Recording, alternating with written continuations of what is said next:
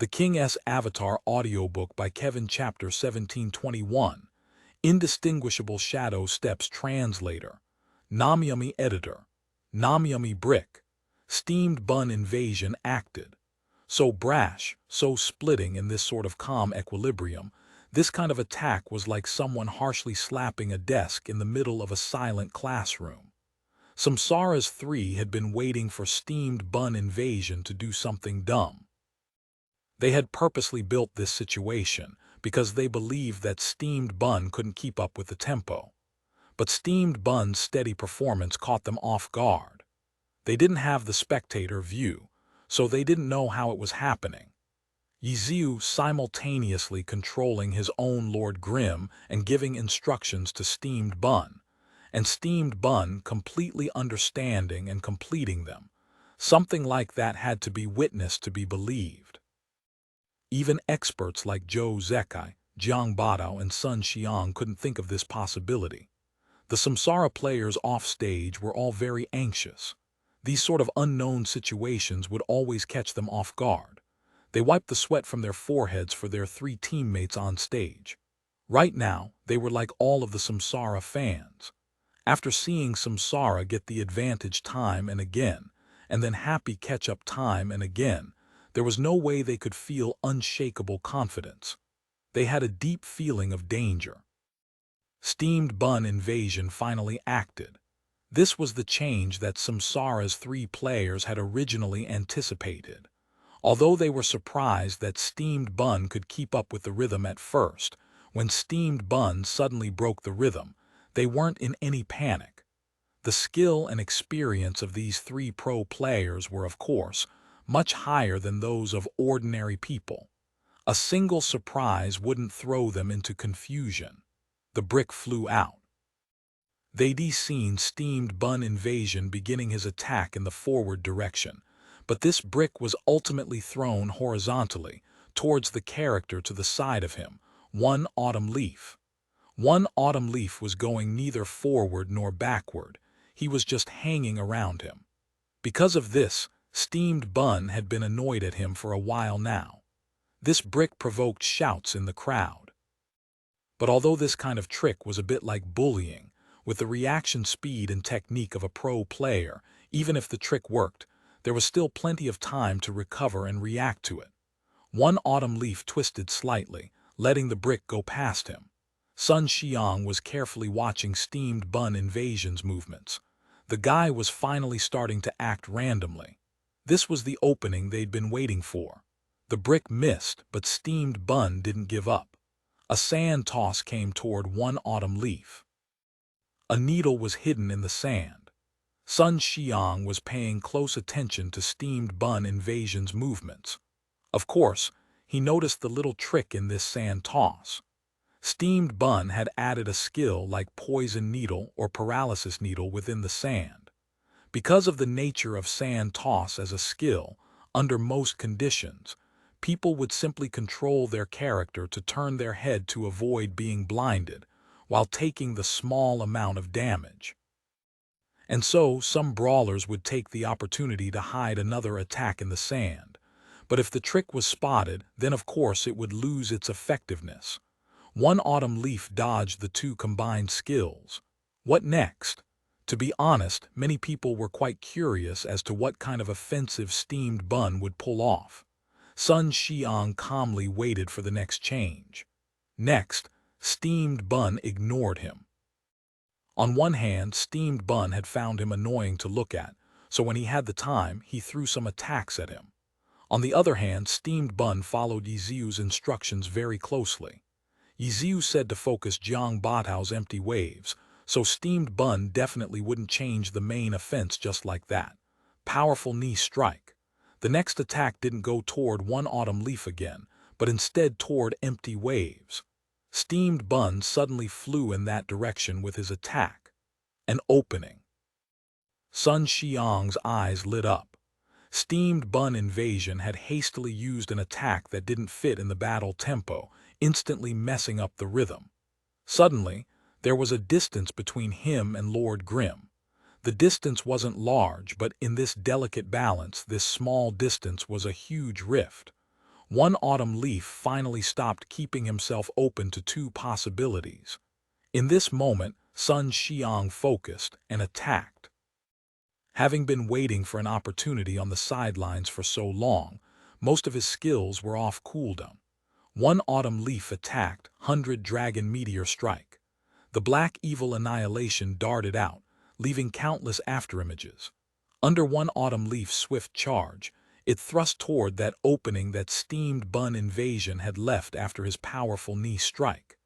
Sun Xiang's goal was clear: to cut the connection between Yiziu and steamed bun. Samsara's plan was also clear. In this moment, it wasn't just Sun Xiang's one autumn leaf who launched the attack. Zhou Zekai's Cloud Piercer also suddenly adjusted the gunfire he was exchanging with Dancing Rain to point in this direction, coordinating with one autumn leaf to disrupt Happy's connections in one go. Jiang Batao's empty waves began to attack steamed bun invasion, because the brawler was the next target they wanted to kill. It was just this tiny detail, the distance between two characters creating an opening. But in such a high-level confrontation, it became a situation that would decide life or death. Ordinary gamers didn't even know what had led Sun Xiang to act, what had led Samsara to change their tempo. They didn't even know what opportunity Samsara had seized. Experts knew. Not only did experts know this, they also knew that this opportunity wasn't necessarily as beautiful as Samsara thought it was, because Happy was in control of this opportunity. Steamed bun suddenly changing rhythm was an opening for Samsara, but it was one for Happy as well. Since Happy controlled the timing, Happy had a small lead in seizing this opening. Beat the opponent at their own game. Those old veterans who had fought against Yiziu for many years all exchanged glances, exchanging this one thought. This was Yiziu's speciality. When the opponent thought that they had control of the situation, in reality, Yiziu was always a half step ahead, or one step, or even more. Today, this lead was very small. It couldn't even be considered a half step, but this was still a valuable lead. The opportunity that Samsara had been waiting for was what Happy had been waiting for as well, but Yiziu was the one controlling when this opportunity occurred. The lead came from this point. And this tiny lead, how could Yiziu not use it well? Lord Grimm was already moving. Shadow steps. The myriad manifestations umbrella shifted to the form of a sword in his hand. With a flicker, afterimages fanned out. But before they were even done doing so, the umbrella was already changing forms again, although it was still a type of sword. Triple slash. Another weapon skill appeared. Lord Grimm's afterimages swung their swords and moved, instantly crisscrossing each other, vivid and colorful. The audience felt their sight going blurred. Real body, fake body. Let's put this question aside for now. Everyone suddenly realized that they hadn't even been able to count clearly how many afterimages Lord Grimm had created with his shadow steps. He'd used triple slash while his afterimages were still appearing, but through the high-speed movement of the triple slash, the sword light and the afterimages all intersected, and everyone could only tell that there were countless Lord Grimms swaying before their eyes. 5, 6, damn. Even top blade master Huang Xiaoshan was cursing. Even he didn't dare confirm. This was too much of a blow to his pride. They couldn't even confirm the number. How could they confirm the target? Let alone whether the target was real or fake. The three Samsara players were also completely unsure, but the arrow was drawn on the bowstring. There was no going back. The situation created by the slight opening was this. There was no more time to consider, and definitely no time to try a different strategy. After one step, after many steps, they could only clench their teeth and continue. 100 Dragon Meteor Strike. Sun Xiang's one autumn leaf continued along his original path. His goal was to separate steamed bun invasion and Lord Grimm. Right now, there were countless Lord Grimms in front of him, and Sun Xiang's eyes were going blurry as well. Real body, fake body. He didn't have time to worry about that. Who cares how many clones you have? Who cares how many are real or fake? I'll attack them all. The black evil annihilation didn't hold back, harshly piercing toward Lord Grimm. But the afterimages of a blade master's shadow steps and the clones of a ninja's shadow clone technique were different. Shadow clones were physical bodies, with health. Hit by one autumn leaf's roaring 100-dragon meteor strike like this, there was a possibility that they would instantly be cleared off the battlefield. But shadow steps created illusions that didn't have any health to them. When 100-dragon meteor strike pierced through, it was as though they were going through empty air. This was undoubtedly a false body, but right now, Yiziu didn't care that the opponent could use this method to distinguish real and fake.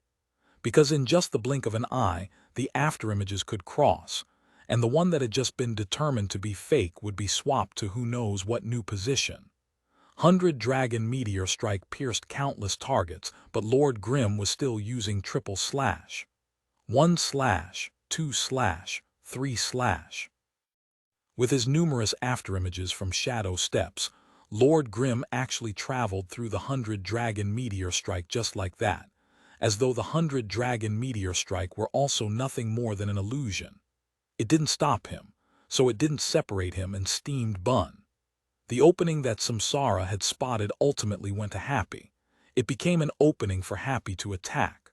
One autumn leaf's 100-dragon meteor strike missed completely. Cloud piercers fired bullets all hit air. Jiang Batao's empty waves stopped running away and began to attack Steamed Bun Invasion. Steamed Bun Invasion arrived in front of him, but close behind was Lord Grimm. The final slash of triple slash arrived right in front of him. The countless images of Lord Grimm crisscrossed for the last time, as dazzling and dizzying as ever. Which was real? Jiang Batao couldn't distinguish them, and that meant that he had no idea which strike he had to dodge. Empty Waves was already using a wave slash, but it was aimed towards Steamed Bun Invasion. But in just the blink of an eye, Happy's attacker had become Lord Grimm. Hit. The final slash of triple slash hit, and this hit immediately allowed Jiang Batao to tell which image was real. Empty Waves' divine chain spun and slashed toward this real body, but heavy firepower was already blasting down from the sky. Dancing Rain's powerful attack had arrived. Steamed Bun, follow, Yiziu shouted in the chat. Steamed Bun Invasion had been the one attacking initially, but the attack that hit Empty Waves first was Lord Grimm's. Steamed Bun Invasion, in order to dodge that wave slash, had rolled to the side, but right now, after Yiziu's summon, he was instantly darting back. 3v1 focus fire. Although Cloud Piercer and one Autumn Leaf were already chasing toward the backs of Lord Grimm and Steamed Bun, Happy didn't retreat. Snatch the kill, fight for blood. At a time like this, they were competing in sheer DPS. Sun Xiang's one Autumn Leaf swiftly charged forward, slamming down a Draconic Crusher. This skill had high priority and knockdown. Its interruption of rhythm couldn't be ignored, and so the two Happy players hurriedly dodged. But in fact, the mid-air one Autumn Leaf didn't wait for the attack to be executed. Instead, he vanished. Teleportation. No matter how unconventional Steamed Bun was, he still had the judgment he was supposed to. He and Yiziu immediately moved again as they searched for one Autumn Leaf. But a flash appeared before Sima Cheng's eyes. One Autumn Leaf, that silhouette with which she was incomparably familiar, had flashed in front of her Dancing Rain, blazing with murderous intent. Chapter 1722. It's up to you, leave it to me. Translator. Namiyami Editor. Namiyami, a completely unexpected change. Sun Xiang's one Autumn Leaf charged toward Lord Grimm and Steamed Bun Invasion, but it actually turned out to be a feint. In the end, he had teleported to attack Dancing Rain. The awareness of ordinary gamers was not enough to understand this change. Sima Cheng's Dancing Rain had always been the character on the field with the most health. Even after exchanging gunfire with Zhou Zekai's Cloud Piercer just now, her health was still above 70% right now. Aside from her, not a single other character had more than 50% health. It wasn't that Samsara didn't know how important Suma Cheng was. From the very start, they had enacted a box one against her. Using such a targeted formation was evidence of how highly they regarded her. But after that, the battle situation had kept changing. It wasn't that they didn't want to restrain Suma Cheng, it was that they didn't have the chance to. All they could do was rely on the long range of Zhou Zekai's Cloud Piercer, when he had the time, to make things a little more difficult for Suma Cheng, but to disrupt only when he had time, for Suma Cheng that posed no pressure at all. And now, the battle on the other side of the field was reaching a critical moment. Jiang Batao's empty waves was being suppressed by Lord Grimm and Steamed Bun Invasion together. But while they were focusing on him, Samsara thought of going to suppress Dancing Rain. Viewers couldn't understand. They didn't understand, but the pro-level experts all understood. Why did they suddenly think of suppressing Suma Cheng? Because among Happy's three, Dancing Rain's DPS was the highest. Destroy her firepower and they could greatly suppress Happy's offensive ability. And more importantly, suppressing Dancing Rain was easier than suppressing Lord Grimm and Steamed Bun Invasion. They just had to close in on her. Sun Xiang completed it. Feint then teleportation. No one expected that he would actually switch targets to Dancing Rain. Suma Cheng also grasped the key point immediately and she hurriedly prepared a skill. Jump back mounted gun. Dancing Rain had a lot of health, so she wasn't scared. Mounted gun increased her attack and defense. Suma Cheng wanted to use this to complete this wave of focus fire, but she was too slow. After all, Sun Xiang had switched targets extremely suddenly, and his reaction and controls weren't slow at all. Dancing Rain's jump backward was already the greatest opening she could achieve with her speed and limits, but it still couldn't compare to how fast one Autumn Leaf's attack came. Dragon Tooth. The skill landed. Short and stiff, but it interrupted Dancing Rain's mounted gun. The attack began. At the beginning of the team battle, the one who had set up a box one against Suma Cheng had been Sun Xiang. This sort of targeted strategy had to be practiced. Sun Xiang had 1.5 years of experience playing with Suma Cheng on the same team, so his understanding of her was extremely comprehensive. Dancing Rain's firepower was swiftly suppressed. Relying on Lord Grimm and Steamed Bun Invasion alone, the DPS dropped drastically. Spellblades were a plate armor class after all, with high defense. The situation changed. With only 2 people focusing him instead of 3, Jiang Batao's situation immediately became much easier. Happy was pincering with 2 players and so was Samsara.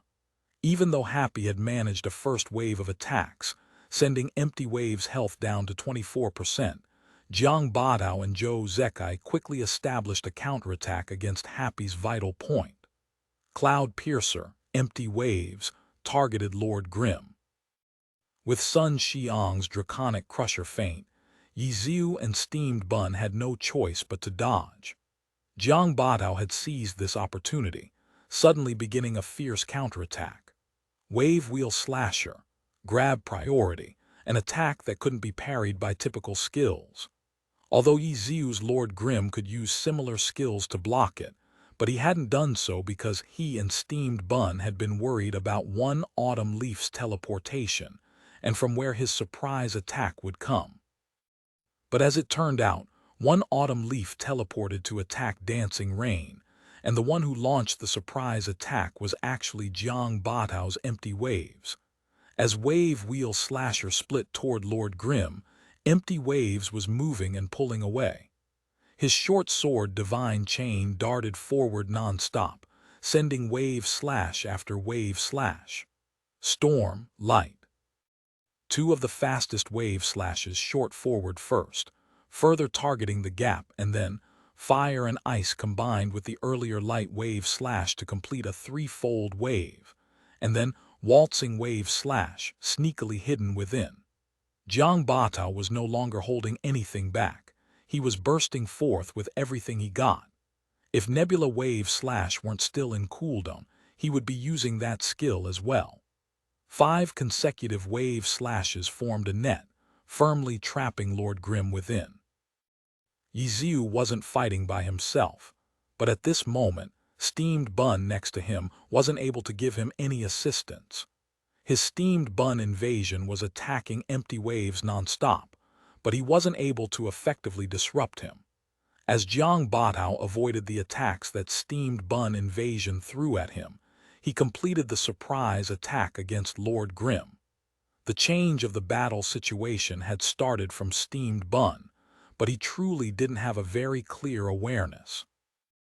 And right now, when the situation changed again, Steamed Bun seemed very out of step. His actions, faced with Jiang Batao's rationality and effectiveness, were completely negated. Empty Wave's health, 11%. This was the price Jiang Batao paid in avoiding Steamed Bun invasion's disruption. Empty Waves was in critical health, but he used his consecutive wave slashes to trap Lord Grimm. It was just a moment, but this one moment was already enough. Partnered control allowed the other's skills to come off cooldown. Cloud Piercer once again prepared a Thunder Snipe, a beautiful and flawless partnership. Jiang Batao's Empty Wave set up the net, and Zhou Zekai's Cloud Piercer carried out the true killing move. Bang! The sound of Thunder Snipe's fire was ear-splitting. Cloud Piercer hadn't been standing too far away, so when the shot came out, it arrived in an instant. There was no space at all to dodge. There was no time for any skill. One headshot, double damage. After a struggle of a battle earlier, Lord Grimm's health was at 31%, but a Thunder Snipe headshot from Cloud Piercer was enough to wipe that out. Time seemed to come to a halt. No one had expected that in this moment Samsara would use a killing move, a Shurko killing move, directly targeting Happy's most crucial character. The stadium was filled with shouts. Shock, excitement, regret, hatred. All sorts of emotions, all sorts of attitudes, they were all expressed in this instant. Blood sprayed forth. This Thunder Snipe had simply been unavoidable, but someone blocked it. Steamed Bun invasion. When the bullets came, the silhouette of Steamed Bun invasion suddenly flew in front of Lord Grimm. He frantically extended his body, desperately stretched his head. The distance was too close, the bullets were too fast, these were the only movements he had time to do. Blood mist bloomed. Steamed Bun invasion's head was already gone. "Boss, it's up to you, it's up to you." Yiziu didn't know how many times he'd said these words to Steamed Bun. Everyone could hear the sort of cajoling tone behind these words, but Steamed Bun had always taken this sentence very seriously. If they said it was up to him, then he would work his hardest to do the best he could. "Leave it to me." He would always reply with such confidence, even if this confidence was baffling to everyone, including Yiziu. But this time, "Boss, it's up to you," Steamed Bun said to Yiziu. "Leave it to me," Yiziu answered. Steamed Bun invasion fell. Earlier, his health had also been whittled down, and the powerful sniping headshot from Cloud Piercer directly dealt him 34% damage. Just like that, Steamed Bun invasion left behind this final sentence that Yiziu often said to him, and he didn't get up again. Yiziu's reply, he saw it. "Go, boss." Steamed Bun shouted in the channel, but with his character already turned into a corpse, he had no way of sending the message. Shadow clone technique. Yiziu didn't waste the opening that Steamed Bun had sacrificed himself to obtain. Lord Grimm directly pierced through the crack in the wave slashes. Cut throat. The true Lord Grimm flashed behind Empty Waves and sliced forward with his blade, but Jiang Batao's reaction speed was very fast. The moment he saw Steamed Bun invasion moving, he was already making his next moves. Roll. Ahead of him, there were still ongoing damage-causing areas left behind by the sweeping wave slashes. Jiang Batao trusted that Lord Grimm had no way to force his way through there to attack him, while rolling Empty Waves' sword stabbed backward. Earthquake slash. The attack was concealed. The distance was close. The rippling energy didn't even disturb the surface of the dirt. The earthquake effect swept Lord Grimm. Fuck, how dirty. On the sidelines, Fang Rui was jumping on his feet and cursing. Normally, Chen Guo definitely would have given him a disdainful look. This kind of technique was exactly like what Fang Rui loved using. But right now, Chen Guo was in no mood for that. She was so nervous that she couldn't make a sound. Even she knew how crucial this attack was. Steamed bun invasion was directly killed, so killing Jiang Batao's empty waves was too crucial. Only by quickly attacking him could they recover from the numbers disadvantage. But Yiziu actually failed. Jiang Batao's reaction speed and awareness was even faster than a rabbit in this moment. He avoided Lord Grimm's cutthroat and instead rolled and hit Lord Grimm with an attack of his own. Happy's going to lose. A number of people had already drawn this conclusion. This was an absolutely critical match point, and Happy had missed it. Jiang Batao's empty waves rolled and climbed and leapt along the ground. Cloud Piercer's cover followed him, the gunfire preventing Lord Grimm from advancing further. Right now, there was no way to force his way further. After getting hit by Earthquake Slash, Lord Grimm had only 29% health remaining. Facing Cloud Piercer, who still had 32% health, in addition to the 35% health One Autumn Leaf, Yiziu could no longer let Lord Grimm loose without a care.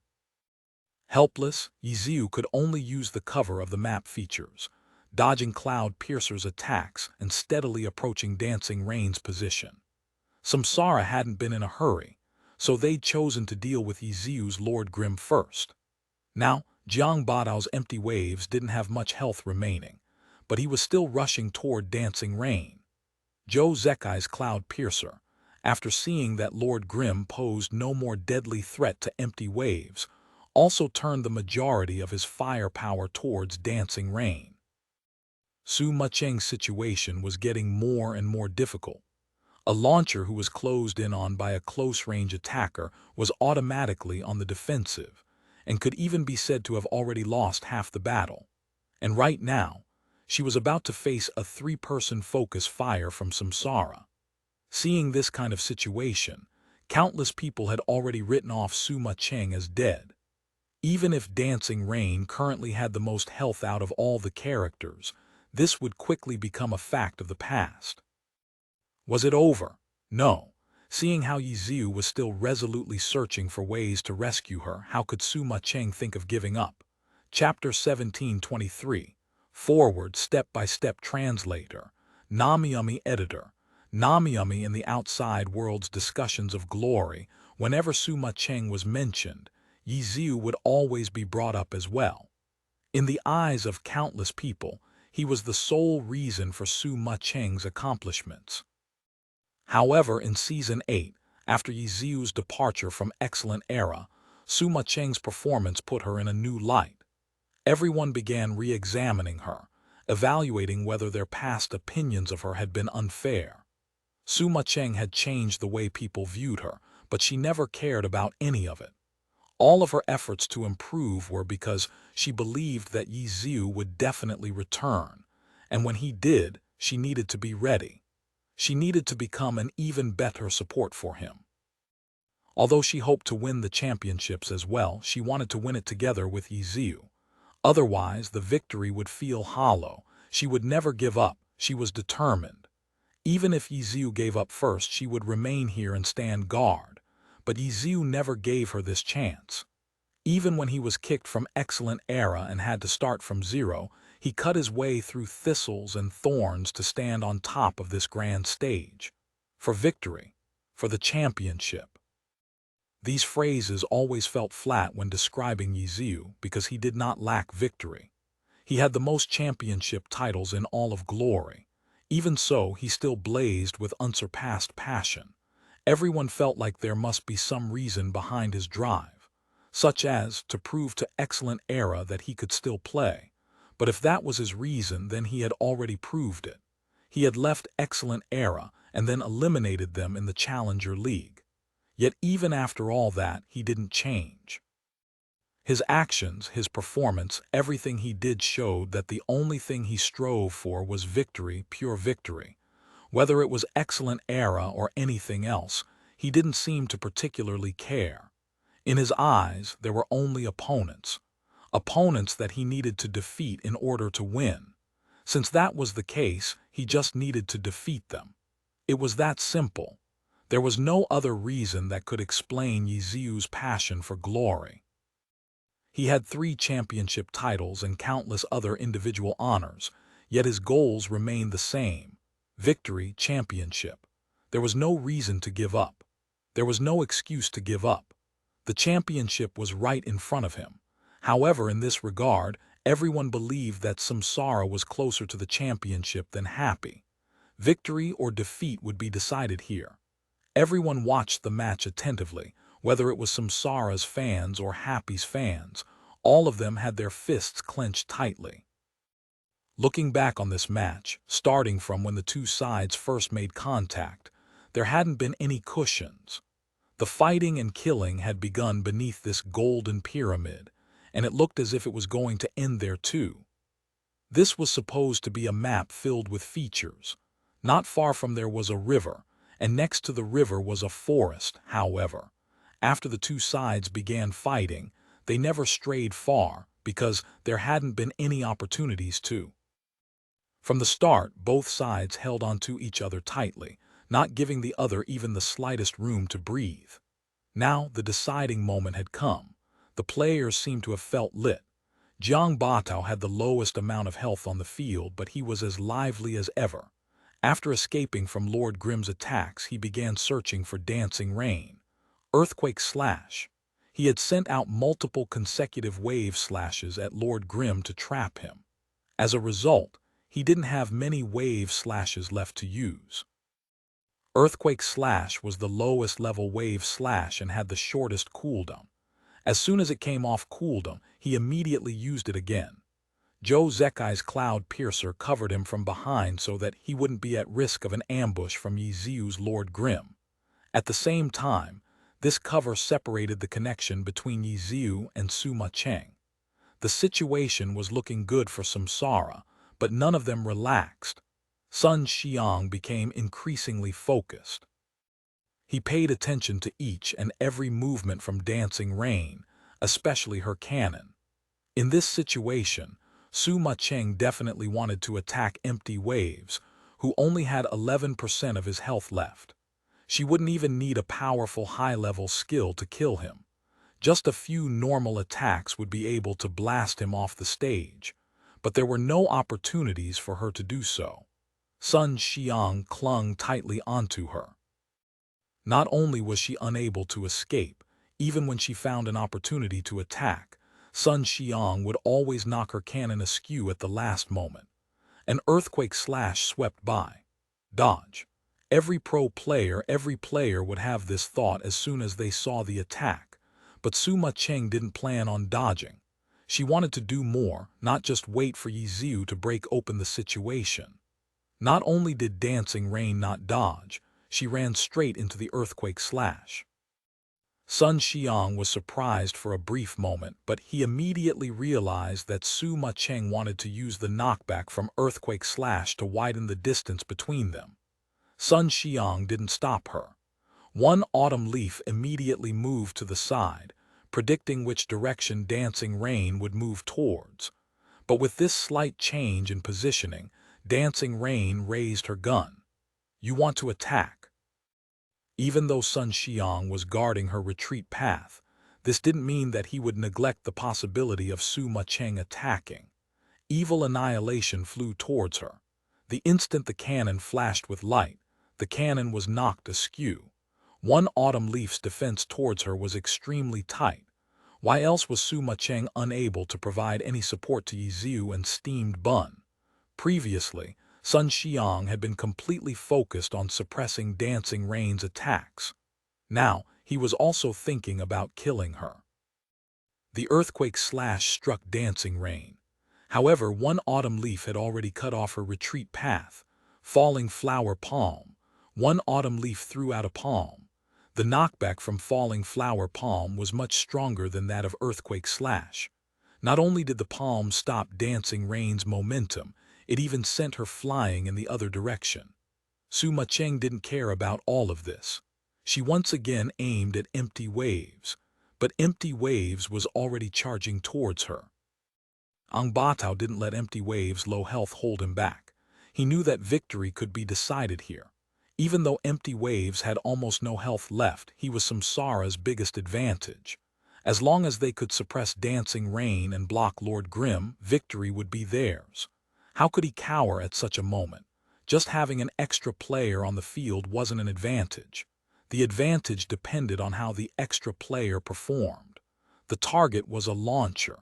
The closer he was, the safer he would be. Spellblades required a bit of space to use their skills, but since his opponent was a launcher, he wasn't afraid of fighting up close. Colliding Stab. Jiang Batao's Spellblade could use this low-level berserker skill as a movement skill as well. Empty Waves tread along the path created by Earthquake Slash.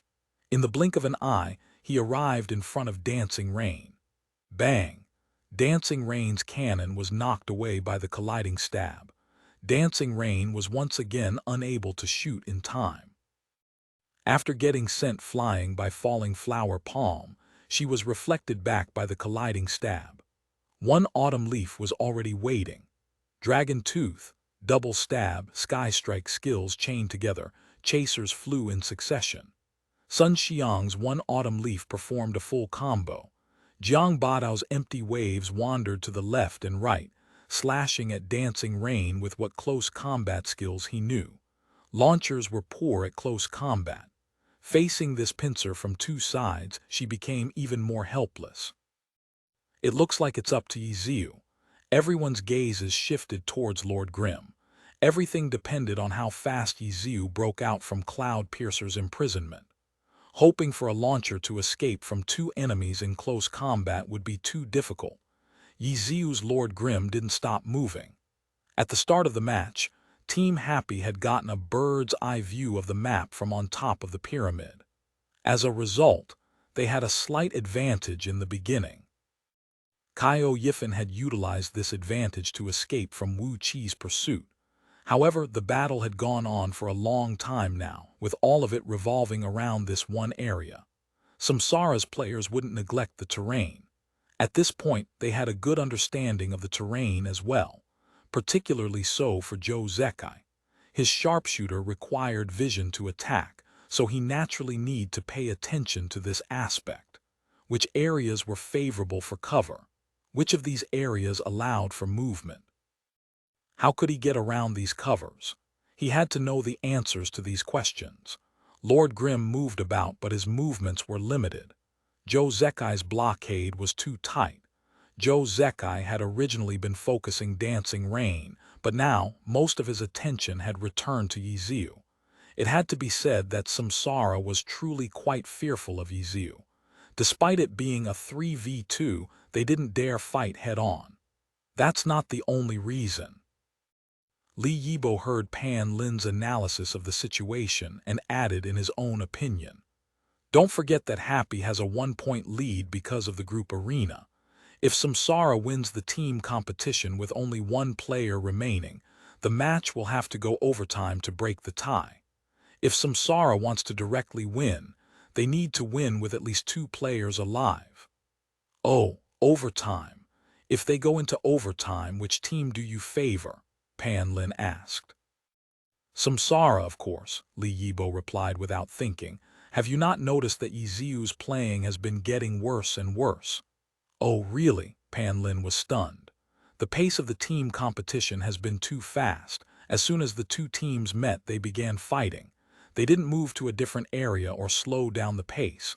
Both sides have been attacking fiercely non-stop. For an older player like Yiziu, the burden is too much. Is that so? But I really couldn't tell.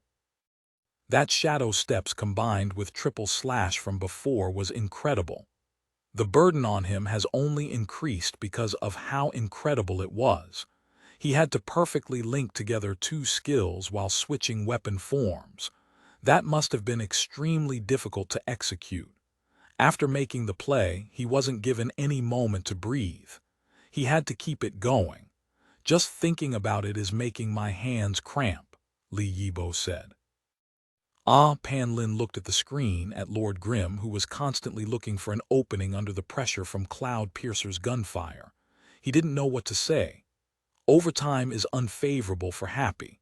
They definitely cannot let this go into overtime, Li Yibo said. In that case, wouldn't it be a good idea for Samsara to drag out the match into overtime? Pan Lin said.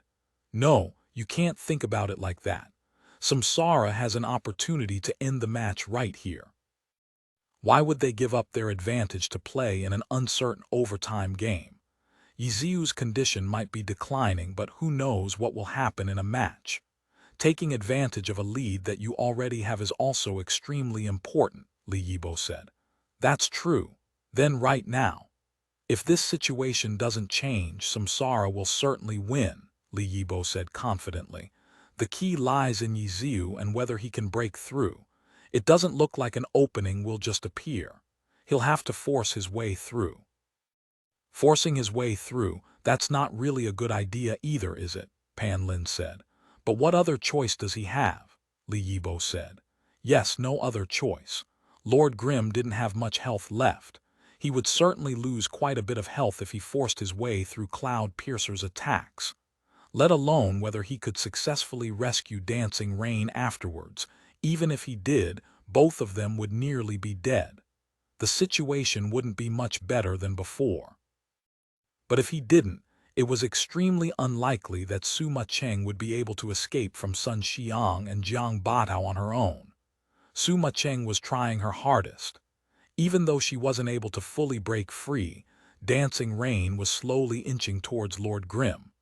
1 step, 2 steps, 3 steps, but wasn't it pointless? Sure, she was slowly making her way there, but she wasn't able to get away and make contact with Lord Grimm. It was as if she knew that she couldn't place in a running competition, but she persevered so that she would at least be able to complete the course. Countless Sima Cheng fans closed their eyes, unable to continue watching. Among these fans was Chen Guo. It wasn't that she didn't want to cheer for Yiziu and Sima Cheng. It was just too difficult to watch. The sort of struggle, this sort of effort, but for what? What would the outcome be? The pro players were also quiet. Ever since the start of the match, they had never once stopped their discussion. But at this moment, even though the situation was clear as day, no one said anything. They couldn't bear to. They were also pro players. While the players on stage were trying their hardest, they had no right to talk ill of them, even if those efforts looked stupid, even if those efforts seemed pointless. What are you waiting for? Go. Someone was unable to bear it any longer and stood up. It was Team Blue Rain's Huang Xiaoshan. Everyone knew who he was referring to. The only person who could change things was Yiziu. Force his way through, he had no other choice. Would Yiziu be able to create a miracle with only 23% of his health left? Forward. Yiziu made his move. Lord Grimm hadn't been able to find any openings the entire time when suddenly he rushed out. As expected, Zhou Zekai had anticipated this would happen. This was the enemy side's last chance. How could Yiziu give up so easily? But it wasn't going to be easy for him to grasp it. Shining cut, Lord Grimm rushed out. Although it was his last chance, he didn't panic. He at least waited for all of his necessary movement skills to come back up. Shining cut. The first step that he took was done with a movement skill. Left, right.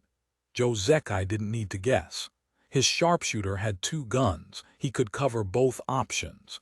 Yiziu was aiming for speed. He would be testing the enemy side's reaction speed. A cold light flashed and Lord Grimm rushed outward. Yiziu could hear bullets whistling by. Did it hit or not? He couldn't concern himself with the answer. From the moment he stepped out, the only things he sought were speed and mix-ups. Speed alone wasn't enough. Zhou Zekai was precise with his aim and exceptional at predicting the opponent's next moves. Yiziu needed to constantly mix things up so that Zhou Zekai wouldn't be able to figure out his pathing. Even though Zhou Zekai could cover 2 directions with his 2 guns, It wasn't possible for him to cover every angle, even with gun shake. After taking 2 steps with shining cut, Lord Grim changed directions. Charge, another movement skill. These movement skills were all fast, but there were differences in the actual numbers. Switching between movement skills was a mix-up. After 3 steps, Yiziu's Lord Grim could feel the bullets hitting him. Zhou Zekai was using gun shake. He wouldn't look down on Yiziu, thinking that he could fully predict his movements. He chose to use gun shake to spread his bullets around and increase his coverage. Lord Grim had been hit. However, since Lord Grim was using charge, normal attacks wouldn't be able to stop him. Charge, 3 steps. Yiziu could see dancing rain getting closer, but he didn't grow impatient. After charge, he didn't immediately follow with another skill. He took a normal step. To break through Zhou Zekai's blockade, mix-ups were more important than raw speed. Slowing down was also a mix-up. When the bullets started focusing on Lord Grim, he suddenly sped up. Colliding stab, another skill. Lord Grim sped up. Cloud Piercer's bullets seemed to be coordinating with Lord Grim, keeping up with Lord Grim's sudden acceleration and spreading out. The bullets chased after Lord Grim, but they weren't able to completely stop him. Lord Grim might be able to force his way through, but he would definitely lose health doing so. This was the outcome that everyone was expecting. But afterwards, could a nearly dead Lord Grim be able to rescue Dancing Rain? After breaking through Cloud Piercer's blockade, would he be able to break apart one Autumn Leaf's offense? No one was thinking about the future. What everyone saw was 2 players refusing to give up. The former best partners had been separated, and at this moment they were trying their hardest to regroup. Whether they won or lost in the end was a matter for the future. 3 consecutive movement skills. Even though he wasn't moving in a straight line, Lord Grim had closed the distance by quite a bit.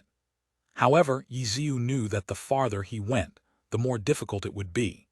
By quickly rotating through his skills, fewer and fewer options became available for him, meaning fewer and fewer mix-ups. Zhou Zekai definitely knew this as well. Slide kick. Next up was a sharpshooter skill. In terms of speed, this movement skill couldn't compare with the others. However, since it changed the user's posture from standing to sliding, it would be able to dodge a few attacks. Yiziu suddenly used this skill to slide forward in a straight line. As he slid along the ground, he could see the bullets whistling past him. Zhou Zekai reacted immediately and readjusted his aim. Once slide kick was done, Lord Grim would have to stand back up. Zhou Zekai was waiting for this moment. But as soon as he readjusted his aim downwards, an explosion suddenly engulfed Lord Grim. Shadow clone technique. Zhou Zekai quickly thought of this skill. He had been on guard against this skill the entire time. Yiziu had created an explosion to cover him. It was only for an instant, but this instant gave Yiziu more than enough time to complete a shadow clone technique. Cloud Piercer didn't stop shooting, but as he fired, he also rapidly retreated. Zhou Zekai wasn't sure if he would be able to interrupt the shadow clone technique. He retreated back to widen the distance between them so that he could obstruct Lord Grim for longer. Yiziu had been carefully setting up for this shadow clone technique, and his preparations paid off. The explosion only lasted an instant before vanishing. The shadow clone inside of it poofed into smoke. Lord Grim had closed the distance considerably. Fortunately, Zhou Zekai had predicted this would happen. Cloud Piercer had retreated fast enough, keeping Lord Grim within his sights. Triple slash. This skill was finally off cooldown. Speed and variation combined in one skill. This skill was nothing more than 3 movement skills in one. Yiziu had left it for last, using it as soon as it came off cooldown. Sword light flashed, 3 arcs in quick succession. Almost there. Countless people were excited. Even though they knew that getting close to Dancing Rain and rescuing her were 2 entirely different matters, when they saw that the 2 would finally be able to meet after going through so many hardships, they felt that it was already worth it. As for what came after, no one was optimistic. Lord Grimm only had 18% of his health left. Losing only 5% of his health forcing his way through Cloud Piercer's blockade was already amazing. As for Dancing Rain, she was helpless under the pincer from one autumn leaf and empty waves. Her health lead was already a matter of the past. She only had 21% of her health left. Even so, Samsara didn't relax. They readjusted their tactics. They weren't going to let these two reconvene so easily. Cloud Piercer continued to retreat, pinning down Dancing Rain from behind. Sun Xiang's one autumn leaf began paying attention to Lord Grimm and prepared to fight him. Zhang Batao's empty waves began adjusting his distance. He had too little health left. If Samsara wanted to keep their numbers advantage, he couldn't let him get killed so easily. Zhou Zekai had been focusing on Yiziu the entire time. Sun Xiang and Zhang Batao were now paying attention to Yiziu too. They were making adjustments because of Lord Grimm's approach. However, they didn't stop attacking Dancing Rain because of this. Only the tempo had changed a bit. In many people's eyes, this sort of change was negligible. However, Suma Cheng had been waiting for this moment for too long. Dancing Rain acted. Under this pincer, under Samsara's notice, they heard the boom of a missile descending from the sky. Heat-seeking missile. A killing move suddenly appeared, catching everyone off guard. The three on Samsara didn't have time to think and hastily began to dodge. However, while they dodged, they didn't forget to attack, including Zhou Zekai's Cloud Piercer. He also aimed his gun at Dancing Rain and fired. As for the spectators, they were completely stunned up until the mushroom cloud dissipated completely. Only then did the pro players faintly realize something. Dancing Rain had been in a difficult position. Yes, an extremely difficult position. Every step she took required a tremendous amount of effort. However, she hadn't been moving towards Lord Grimm but Cloud Piercer. Lord Grimm forcing his way through had been difficult. Yes, extremely difficult. He wouldn't have forced his way through if he had any other choice. However, his goal hadn't been to rescue Dancing Rain but to force Cloud Piercer back. The two unhappy were grouping the three on Samsara together. Finally, Suma Cheng was the main attacker and this time Yiziu was the support. Chapter 1724. Legendary Finishing Blow Translator. Namiyami Editor. Namiyami, this had been planned from the very start. Upon realizing Yiziu and Suma Cheng's intention, the pro players instantly grasped the implications. Suma Cheng had repeatedly positioned herself to attack Zhang Batao in order to lure him forward. When facing a launcher, the closer you went, the safer it was. Any pro player who had close-range battle ability would have made such a choice at that time. And Yiziu. From the very beginning, when Lord Grimm had been searching for openings and moving all around, he had already been starting to lead Zhou Zekai's movements. Zhou Zekai knew where he should stand in order to have clear lines of sight around the obstacles in the way, so Yiziu also knew which obstacles he should use for cover if he wanted to lure Cloud Piercer to stand where he needed him to. And then, charge, advance, approach. In order to give Lord Grimm more pressure, Zhou Zekai would naturally control Cloud Piercer to move back and maintain the distance between them. No one could say that Samsara's actions were wrong. Any player in their places, facing the same conditions, would probably react in the same way. No one had suspected that Yiziu and Suma Cheng were actually planning such an attack. The instant the mushroom cloud rose up, the entire stadium was shocked. No one had noticed the guiding crosshair when Dancing Rain initiated her attack. By the time everyone noticed, the heat-seeking missile was already howling down from the sky. Dodge. That was only one type of instinctive reaction when faced with an attack. In order to avoid heat-seeking missile, the key was to notice the guiding crosshair when the missile was initially launched. By the time that was finished, the speed with which heat-seeking missile fell from the sky was far faster than the speed of any character. You could do your best to dodge it, but you would only be able to avoid the center of the blast, reducing only some of the damage that you took. In this moment, what Samsara's three players cared more about was attack. Their control of Dancing Rain would definitely be broken after this attack, and they would definitely suffer a heavy loss. So, right now, what they had to do above all else was to kill Dancing Rain. Their formation, which from the start had been meant to suppress Dancing Rain, was still useful. Dancing Rain had no extra space to dodge the attacks that the three launched against her. The audience couldn't see what was going on in the mushroom cloud. All they could see was flickering silhouettes and the flashes of skills being used. Samsara's three players couldn't worry about controlling the situation right now. They each used their most powerful attacks.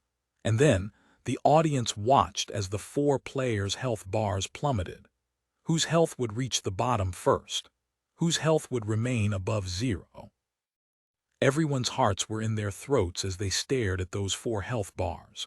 Whether the broadcast or the live displays, all screens were currently showing a close-up of their health bars. 0. Of the four health bars, one reached 0 first. Jiang Batao's empty waves. This was everyone's instinctive answer. After all, he had the least health out of them all, only 11%. He shouldn't be able to tank a heat-seeking missile. But no, the name written above the health bar was Dancing Rain. Samsara's focus fire as the missile had exploded had actually killed off Dancing Rain first. The health bars of Cloud Piercer and one Autumn Leaf were still falling. Originally, they'd had around 30% remaining, so the damage of the heat-seeking missile wouldn't be enough to directly kill them. What about Jiang Batao's empty waves?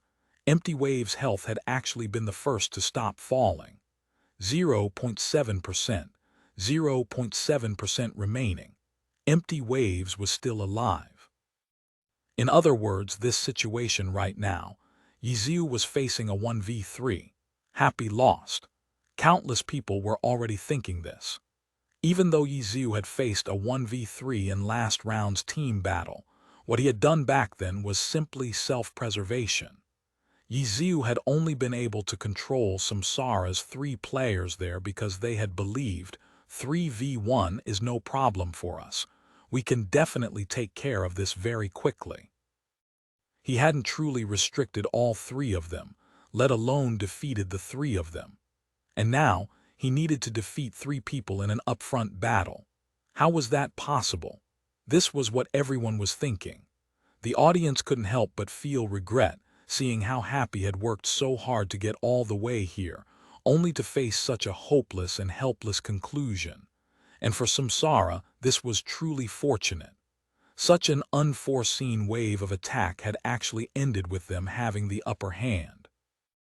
The best partners had been disintegrated. Happy had only Yiziu remaining, while Samsara had their three strongest remaining. We won. At this moment they could have this thought, right? Jiang Batao, whose character had only 0.7% remaining, felt this fortune most clearly. He had just barely managed to escape the clutches of death. Empty Waves was still alive thanks to the small adjustments he'd made as Lord Grimm had approached. At that time, he had felt an instinct of self-preservation. There was no fear in closing in on Dancing Rain, but when Lord Grimm arrived, he of course felt that it was more appropriate to retreat, put some distance between them. Moreover, the heat-seeking missile that Su Macheng fired of course wouldn't center upon Empty Waves, who was already at low health. Thus, in the end, Empty Waves was the Samsara character closest to the edge of the blast radius. Added to his high defense from plate armor and his subconscious evasive maneuvers when the missile came down, Empty Waves had taken the least amount of damage. How wonderful it is to live! Victory is best enjoyed when alive. These were Jiang Batao's honest thoughts at this moment, but they were only thoughts. He didn't even have the chance to feel any emotions before Empty Waves' health suddenly dropped again. 0. Empty Waves died. Jiang Batao was stunned. He was completely sure that the damage from the heat-seeking missile had already stopped.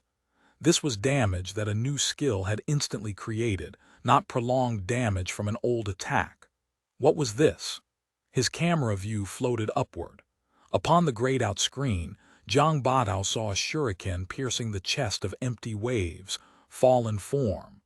Finishing blow, the heat-seeking missile didn't kill him, but Yi Ziu's follow-up attack did. This attack had come so fast that there'd been less than 1 second's difference between it and the damage of heat-seeking missile. Never mind the fact that Zhang Batao hadn't noticed it. Even if he had no way of dodging such a fast and accurate finishing blow. They hadn't won yet. They hadn't finished yet. Heat-seeking missile was only the beginning. From the very start, Yi Ziu and Sima Cheng had realized that in that kind of situation, even if Dancing Rain let loose that strike, there was no way she could escape that encirclement. She would definitely be focused by Samsara and killed. But Yi Ziu had already prepared the finishing blow. 0.7%. Empty Waves avoided death by only 0.7%. Such a small difference meant that even Zhang Batao didn't dare confirm in that moment that Empty Waves would live. But Yi Ziu accurately predicted, and his final hit had come so accurately, so flawlessly. Be careful. It's not over yet. Now was the time for Yi Ziu to deal the finishing blow. Zhang Batao desperately wanted to send this information to his 2 remaining teammates. He knew that because heat-seeking missile dealt immense damage, and because they'd been focused on nothing but killing Dancing Rain, the Samsara players had had no chance to do anything besides a few subconscious evasive maneuvers. Right now, they were still suffering the aftershocks of the explosion, and Yi Ziu was planning to use this moment to instantaneously kill all 3 of them. 1v3 was an impossible task, but under these special conditions, Zhang Batao felt danger, because he sensed that deep trust between Yi Ziu and Sima Cheng, as well as all sorts of confidence. Yi Ziu trusted that Sima Cheng could absolutely pull off a map explosion, and Sima Cheng firmly believed that, after Dancing Rain fell, Yi Ziu would be able to execute the finishing blows alone. Glory isn't a single-player game. This was the view that Yi Ziu had always maintained. Even now, when he was the only one left on the battlefield, the plan that he carried out still embodied this belief. In this final scene that everyone had worked so hard to set up, he brought everyone's hard work to the ultimate conclusion. Watch out! But Zhang Batao could not make his voice heard. The light from the explosion had yet to fade, but with his camera view floating upward, he saw a silhouette darting forward like a bolt of lightning, overlapping with another silhouette. Even under the cover of the light and smoke, Zhang Batao could recognize that second silhouette. It was one with which he was incomparably familiar, Zhou Zekai's Cloud Piercer. Powerful knee strike, aerial twist, 2 skills in a row, both from the weapon of a fighter class. When the powerful knee strike came close, Zhou Zekai detected it. He swiftly adjusted the position of Cloud Piercer's body, which had been thrown into the air from the force of the blast, in order to fire at the approaching Lord Grimm. But by the time the gunfire sounded, Lord Grimm's 2 legs were already locked around his neck. Twist. Lord Grimm twisted his body in midair, and the bullets fired by Cloud Piercer slammed against the ground. Yi Ziu didn't wait for this skill to land before canceling it. While still spinning, he was already unsheathing his sword, Collapsing Mountain. Without anything to push off against in midair, the Collapsing Mountain naturally didn't have any leaping effect. It was simply an attack that swept straight downward, cleaving Cloud Piercer. The 2 silhouettes crashed downward, but then Lord Grimm's skill changed again. The blade that swung down suddenly swept upward again, upward slash. Cloud Piercer was going up and down as though he were riding a roller coaster. Because of how rapidly and relentlessly Lord Grimm was switching skills and attack directions, Zhou Zekai's figure was never moving in the same direction, not even for a moment. Under this kind of rhythm, even Zhou Zekai had absolutely no way to adjust. How fast did he have to be? In the eyes of ordinary gamers, this was simply unimaginable. This was breaking the game's design. In their eyes, in this short amount of time, a skill couldn't even be completed right.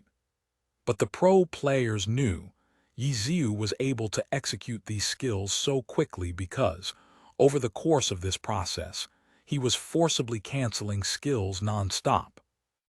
Every skill used the shortest and most direct path to hit the opponent, and then, without even waiting for the skill to finish dealing all of its damage, he was immediately canceling it, and then using the next skill, repeating the process.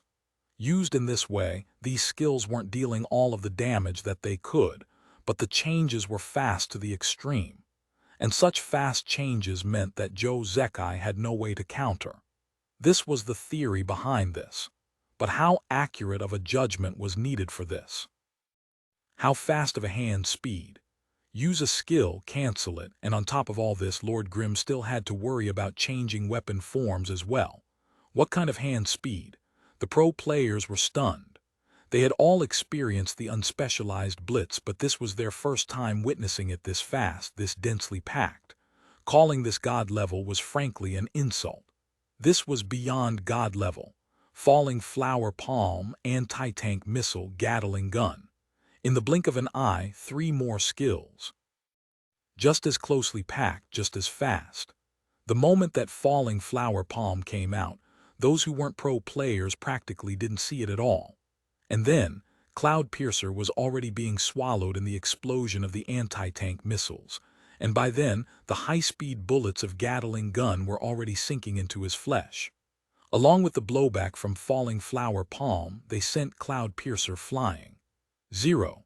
Cloud Piercer's health hit 0. Zhou Zekai had had no chance at all to adjust. Because the skills were packed together so densely, Cloud Piercer was rapidly spinning and flying in every which direction. He had absolutely no way to adjust. Died. Cloud Piercer died. 3.5 seconds ago, Yiziu faced a 1v3. 3 seconds ago, Yiziu faced a 1v2, and now 1v1. Jiang Batao, Zhou Zekai. The captain and vice-captain who had led Samsara to 2 championships, Yiziu had killed both of them in the span of 3.5 seconds. Even if the 2 characters had already been at critical health, even if the 2 of them had suffered a huge impact from the heat-seeking missile, killing them in 3.5 seconds, this was enough to be called a miracle. There were no words to describe it. The stadium was filled with clamoring shouts.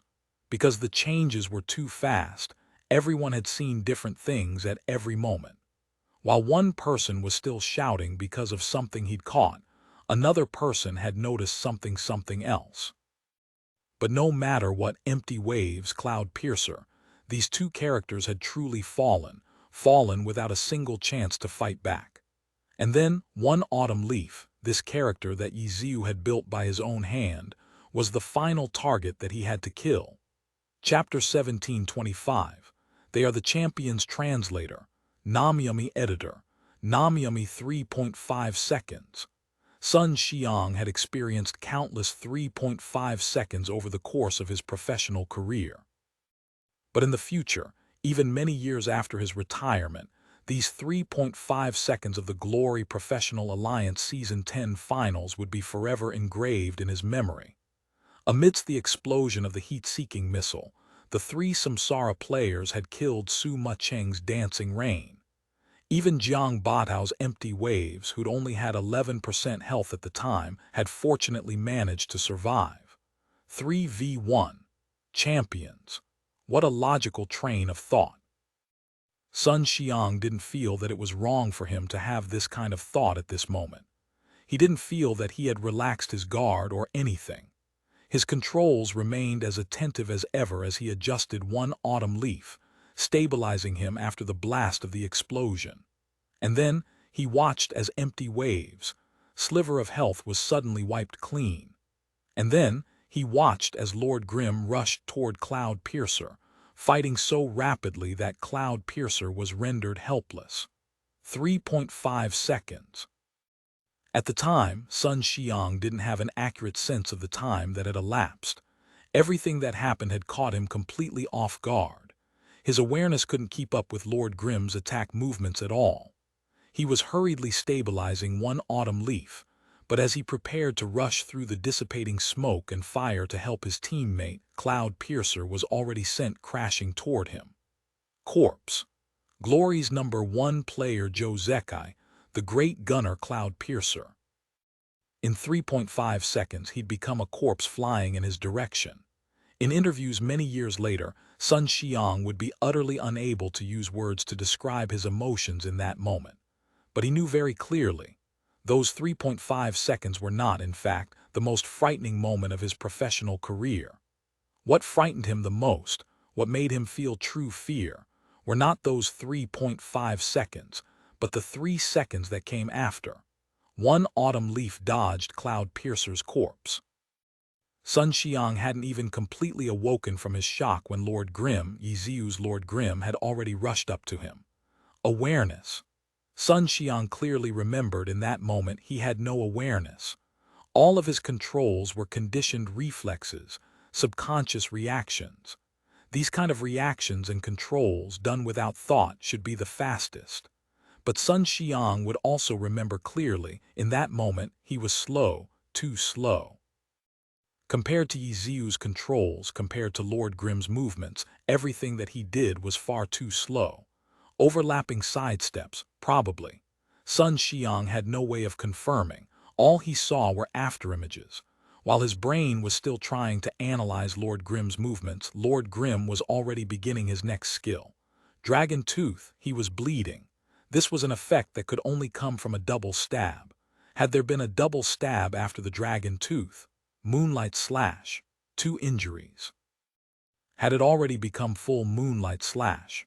The attacks just came so fast, the skills just changed so fast, he couldn't keep up with the rhythm, there was no time to react. Sun Xiang never would have expected, in this kind of confrontation of pure skill and technique, that he could be so helpless, that he could be so thoroughly overwhelmed. 3 seconds. He seemed to have made many controls himself, but not a single one had been effective. He could only watch as one autumn leaf's health slid downward. The blast of the heat-seeking missile had already taken most of his health from him, and in an instant it reached the end. 3 seconds. Sun Xiang only understood one thing. He now knew how Joe Zekai's Cloud Piercer had been killed. Starfall. The myriad manifestations umbrella fell like a meteor. This exorcist skill was the final attack that Lord Grimm used, the attack that ended it all. Without wavering, without hesitation, the meteor-like myriad manifestations umbrella pierced one autumn leaf's chest. This character that Yiziu had built himself, this character that had been honored as the battle god, fell.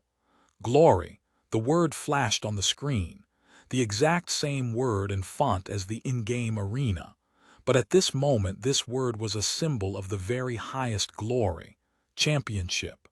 Glory Season 10, Glory's champions, team happy, it was over. Everything had come to an end.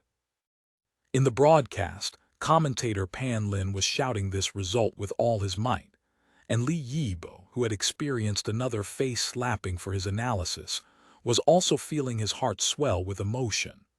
Restraint, he needed restraint. Li Yibo reminded himself over and over, he had to maintain his image of calm rationality. But Pan Lin, who was roaring next to him as though he were a die-hard happy fan, was about to grab him in a hug. Faced with this devotion, this passion, Li Yibo finally could hold himself back no longer. He suddenly remembered Glory Season 4, the scene when their tyranny had defeated Excellent Era. At the time, hadn't they been just like happy today, challenging and defeating the all-powerful kings? Damn, fucking incredible, Li Yibo was finally shouting as well. Bearing, rationality. How could any of that compare to the thrill of victory? A 6.5-second victory. 6.5 seconds decided the championship. This was absolutely unprecedented in Glory history. We won. We won. The moment the word flashed on-screen, everyone in Happy's player area leapt to their feet. Chen Guo instantly started crying, her tears flying onto those next to her. No one mocked her for it. How could Chen Guo be the only one who felt like crying right now? Wei Chen looked like he didn't know what to do with his hands and feet. It seemed as though he wanted to ignore the ban on smoking in the stadium to light a cigarette, but the match he lit ended up almost burning his own hair. They did it, they'd actually done it. After so many years, returning to the Pro Alliance as the oldest player, he'd actually managed to get a championship. This guy, the cigarette that had never even been lit in the first place, was fiercely ground out by Wei Chen. Fuck, Tang Rou cursed, because Wei Chen had ground that cigarette on his thigh. But aside from this curse, he couldn't care about it anymore. In fact, whether this shout was cursing Wei Chen or expressing his emotions, even Tang Rou didn't know. Championship, he had won the championship. Transferring as an all-star to the grassroots team happy, class changing from the #1 thief to a chi master, Tang Rou had done so many things that most people wouldn't even dare thinking about. But he had succeeded. He had won the championship that every pro player dreamed of. Beautifully done, Tang Rou praised fiercely. It was praise for himself as well as praise for his teammates. And at the same time, he remembered his former partner who had bid farewell to the professional stage after the second round of the playoffs, Lin Jingyan. Do you see this, old Lin, me the champion? Amazing, we're champions, amazing. Luo Jai was also extremely moved. Even though he may not have contributed very much, he, as a part of Team Happy as a whole, shared everyone's feelings clearly. He very much wanted to find someone to share his excitement with, but his closer friends Kaio, Yifan, and Nwenyi were still in their player booths, while Wei Chen and Tang Rou were two seniors. Who else? Luo Jai looked at Mo Fan and had a fright. Mo Fan's facial expression was contorting. That face of his never seemed to be able to display a moved or excited expression, and right now, it looked as though he didn't even know what muscles to use to show these emotions. The expression that resulted was as broken as it could be. Luo Jai laughed. Laughter or tears, everyone had their own ways of expressing their excitement. We won, Luo Jai said to Mo Fan. He didn't get an answer. Mo Fan simply looked at him and nodded once with all his strength. We won. We really won the championship. In the away team audience section, with the guild members led by Wu Chen at the center, everyone was uncontrollably cheering and screaming and jumping. Their excitement, their emotion, it was indescribable. But compared to the stadium as a whole, this area of excitement felt a bit abrupt. For the Samsara fans, this was a moment of disappointment. A few still gave their applause to the victors, but most of them were silently tasting the bitterness of defeat. Just a little more, and they could be celebrating like those fans in the away team section right now. But 6.5 seconds, everything had changed in 6.5 seconds. The last one standing on the battlefield had been Yiziu's Lord Grim. The final victor was happy. These guys, they actually did it. There were surprised exclamations, there were emotional sighs. No one dreamed of the championship as much as the pro players did. And among them, only a small portion would ever be able to achieve this honor. Any championship winner was worthy of their admiration, of their respect. Happy, a new team. Yiziu, an old player that many people had viewed as outdated. In Season 10, they stood tall upon the summit of glory. They were the champions. Nam, it will make me very happy if you put this in, please, TN. With this battle, we will make everyone remember the moment we were crowned with glory. Light from Dust, TKA live action opening theme. Chapter 1726, Fortunate to meet you, translator. Namiyami editor. Namiyami happy, an unbelievable team. Glory Season 10, an unbelievable championship. The pro players all rose to their feet and delivered their heartfelt applause. At this time, there was nothing but congratulations. Continuing discussion about technique at this time would interfere with the atmosphere. Still, Yiziu's final 6.5 seconds of consecutive finishing blows was just too earth-shattering. Everyone was visibly moved. Yet the stadium did not report the statistics of that final moment. Even the stadium's large display screen didn't show many replays of this incredible, iconic moment. This was, after all, Samsara's home stadium. They had to look after their self-interests, which meant caring about the mood of the home team. In a short while, they would be conducting the awards ceremony for Team Happy, which was annoying enough. There was no need to rub salt in the wound. This final moment would be remembered, but in this stadium right now, most people did not want to see it. The statistics were not shown in the live stadium, but the televised broadcast did not have such concerns. Those 6.5 seconds were on repeat, as though this scene could never be watched enough times. And the data of these 6.5 seconds were already calculated. What everyone was most anxious to know was, of course, Yiziu's hand speed during those 6.5 seconds. How fast had his controls needed to be in order to display such changing, densely packed attacks? APM 764. This was the final conclusion displayed by the system. Although it wasn't shown in the live stadium, the pro players all received the report through various means. Is he even human? This group of people, already considered inhuman to most ordinary gamers, began frenzied complaints of "this guy just isn't human" about Yiziu. Compared to how shocked everyone else was, those from Heavenly Swords had been a bit more mentally prepared. Especially Sun Jiping, because he had fought alongside Happy and Yiziu before. Having interacted with the unspecialized Lord Grimm more often, he had a better understanding of this character. Added to his thorough experience, after seeing Yiziu's moves during those 6.5 seconds, he already had a rough estimate as to what Yiziu's hand speed must have been. The final statistic confirmed his judgment. Even so, that didn't mean he wasn't shocked.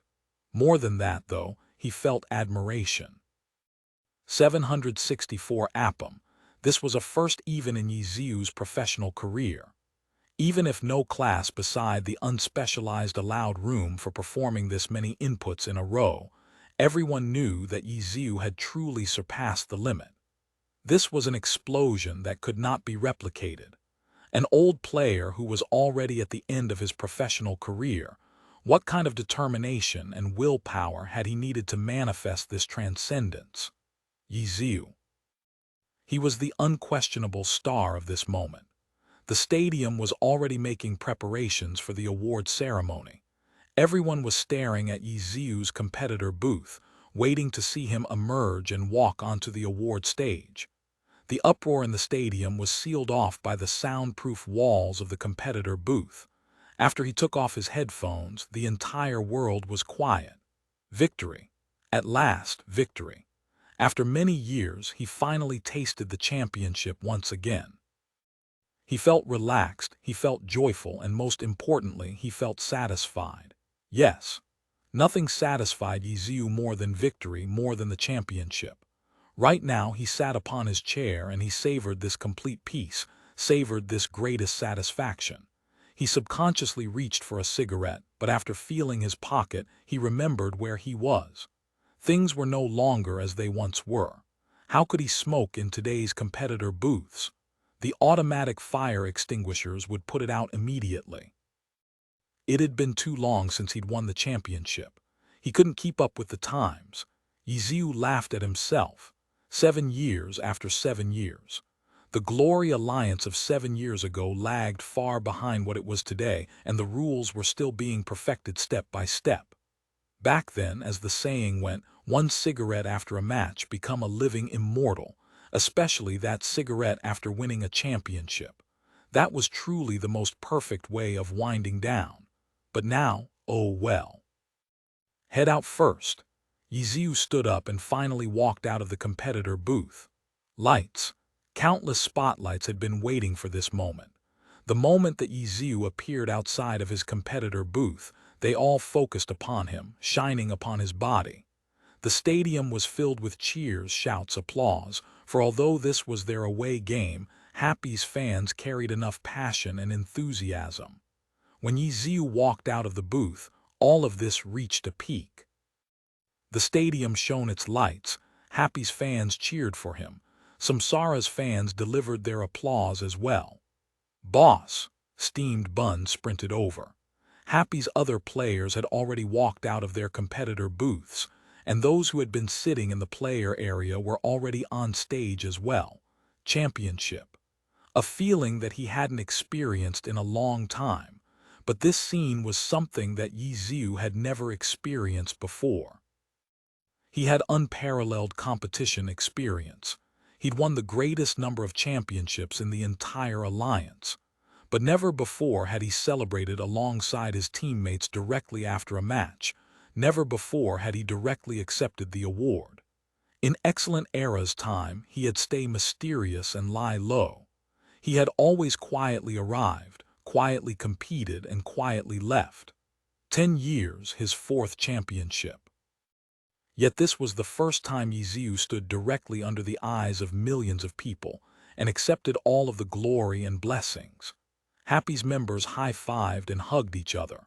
Some were crying, some laughing, but at this moment, no matter how much someone might lose their composure, they would be forgiven. Nothing was too embarrassing. To the side, Samsara's players quietly finished lining up. Happy's joy was their pain, but they still stood there, neither leaving the stage nor interrupting Happy's celebration.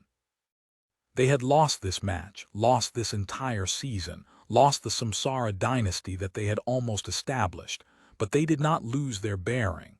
Congratulations! In the end, as the losers, they shook hands with Happy, gave them their well wishes, and then left. They were the hosts of this place, but they were not the stars of this moment.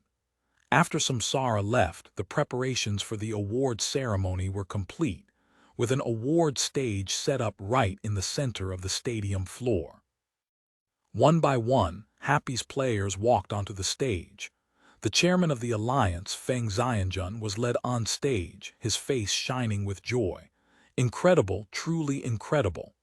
Peng Xiaoran gave all of the Happy players such praise as he presented a championship ring, the symbol of the championship, to each person. What weak vocab! Yiziu mercilessly pointed this out when it was his turn. Peng Xiaoran gave Yiziu a strong pat on the back. He may not have used any fancy vocabulary, but the word came from his genuine feelings. Peng Xiaoran felt that this word was the best summary of Team Happy and each of its players. "You are the most incredible," he said to Yiziu, and he gave him the championship ring that belonged to him, his 4th one. 10 players, 10 championship rings. And then the championship trophy was finally delivered on stage as well. It represented the whole, belonging to the whole team, and just now, under the engraving of Season 10, the team name Happy had been added. Off stage, the tears that Chen Guo had only just managed to stop began to flow again. She wasn't a player, so of course she wouldn't stand upon the award stage. But she didn't feel any regret because of this. She already felt that she was a winner in life from head to toe. Right now, she wasn't thinking about blueprints for the future of their now championship team. All of her thoughts were of the past that belonged to Happy. That snowy night, the ordinary guy who walked into Happy Internet Cafe. That guy who had used her chasing haze to defeat in 40 seconds the opponent who had beaten her for 52 rounds straight, and then lamented that he had been slow because his hands were cold. That guy who had seemed a bit serious as he told her, "Actually, I'm Yiqiu." That guy. From a new server in the Glory game, using a completely new character, he restarted his Glory journey. Snatching dungeon records, dealing with all of the major guilds trying to kill them, building Guild Happy, pioneering, spying, stealing wild bosses, competing in events, and then applying for the Challenger League, overcoming all of the difficulties along the way, defeating Excellent Era in the finals to enter the Alliance, arriving at the pro battles, fighting from the regular season to the playoffs, never meeting defeat in an individual battle, and finally, in 6.5 seconds, killing Samsara's most powerful trio, leading Happy to stand upon the summit of glory. These 2+ years growing from nothing, drop by drop. Although Chen Guo hadn't personally experienced much of it, it was still vivid before her eyes. She knew better than anyone the hard work that Yiziu had put in. She understood better than anyone the sacrifices Yiziu had made. And now, everything that he had done had paid off. Championship. This was the best reward, one that he fully deserved. As for Chen Guo, she felt that she was very fortunate. Fortunate that, on that snowy night, Yiziu had walked into her internet cafe. Fortunate that on that snowy night she had taken in Yiziu. Happy's everything had begun on that day. On that day, I was fortunate to meet you, the most incredible you. Chapter 1727, The Strongest Opponent, the Greatest Friend. Translator, Namiyami. Editor, Namiyami. The Season 10 championship goes to Team Happy. Amidst thunderous applause, the championship trophy, representing the whole, belonging to their team, engraved with Season 10 Team Happy, was awarded to Team Happy by Alliance Chairman Peng Xiaoran. The person to represent Happy and take it from the chairman's hands was naturally their captain, Yiziu. This was his 4th championship trophy. Yet this was the first time he had ever personally received the trophy directly from the Alliance. Everyone's gazes were fixed upon this scene, bearing witness to this 4th and also 1st champion's crowning, the trophy. The gleaming golden trophy, symbolizing the greatest glory, was finally given to Happy. Yiziu accepted it with both hands, but immediately afterwards the trophy slipped between his fingers. Ah! As the crowd cried out in surprise, to Yiziu's left and right, Sima Cheng and Fang Rui swiftly reached out to support the trophy. Then hand after hand reached over, holding the trophy steady. Happy was no longer standing in a line on the stage, but gathered around Yiziu in a circle. Hey, even if you already have plenty of these, don't throw this one away. I haven't had one yet, Fang Rui informed him in a serious tone. Exactly, the others all agreed. Yiziu smiled. Obviously, he wasn't trying to throw the trophy away. But his hands were exhausted, and he just didn't have the strength to hold up the trophy. Luckily, he had so many reliable teammates standing beside him. They might have noticed this early on, which was why they all reached out their hands. Together, they helped Yiziu raise the trophy above their heads. We are the champions. In this moment, even though they weren't the home team of this stadium, they received plenty of applause. After the official award ceremony was over, Chen Guo also walked onto the stage, gathering with the rest of Happy, either crying or laughing. It wasn't important.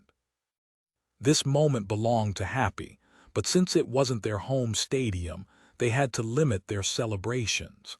After the award ceremony, Happy soon retreated backstage.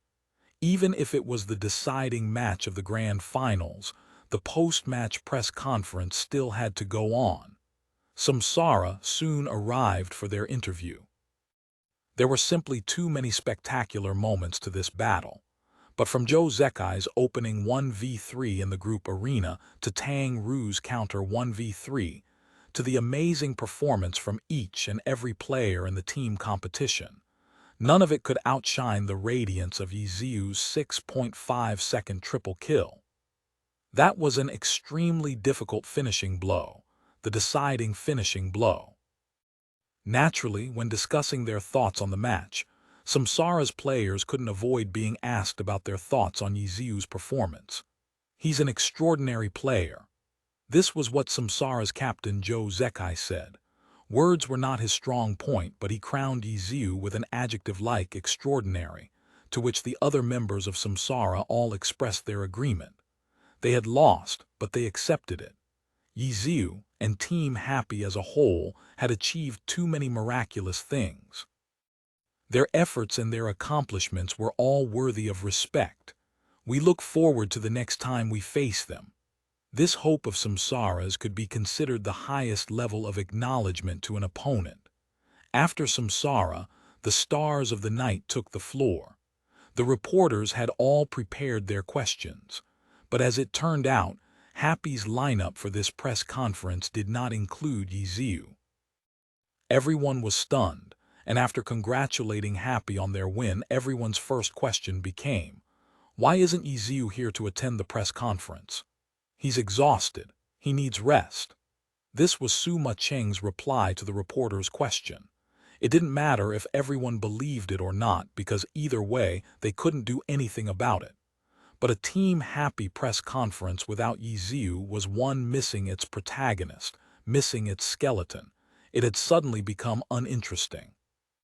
In the later press releases regarding Happy's championships, there was a distinct lack of interviews with Yiziu. There wasn't even a single sentence from the man.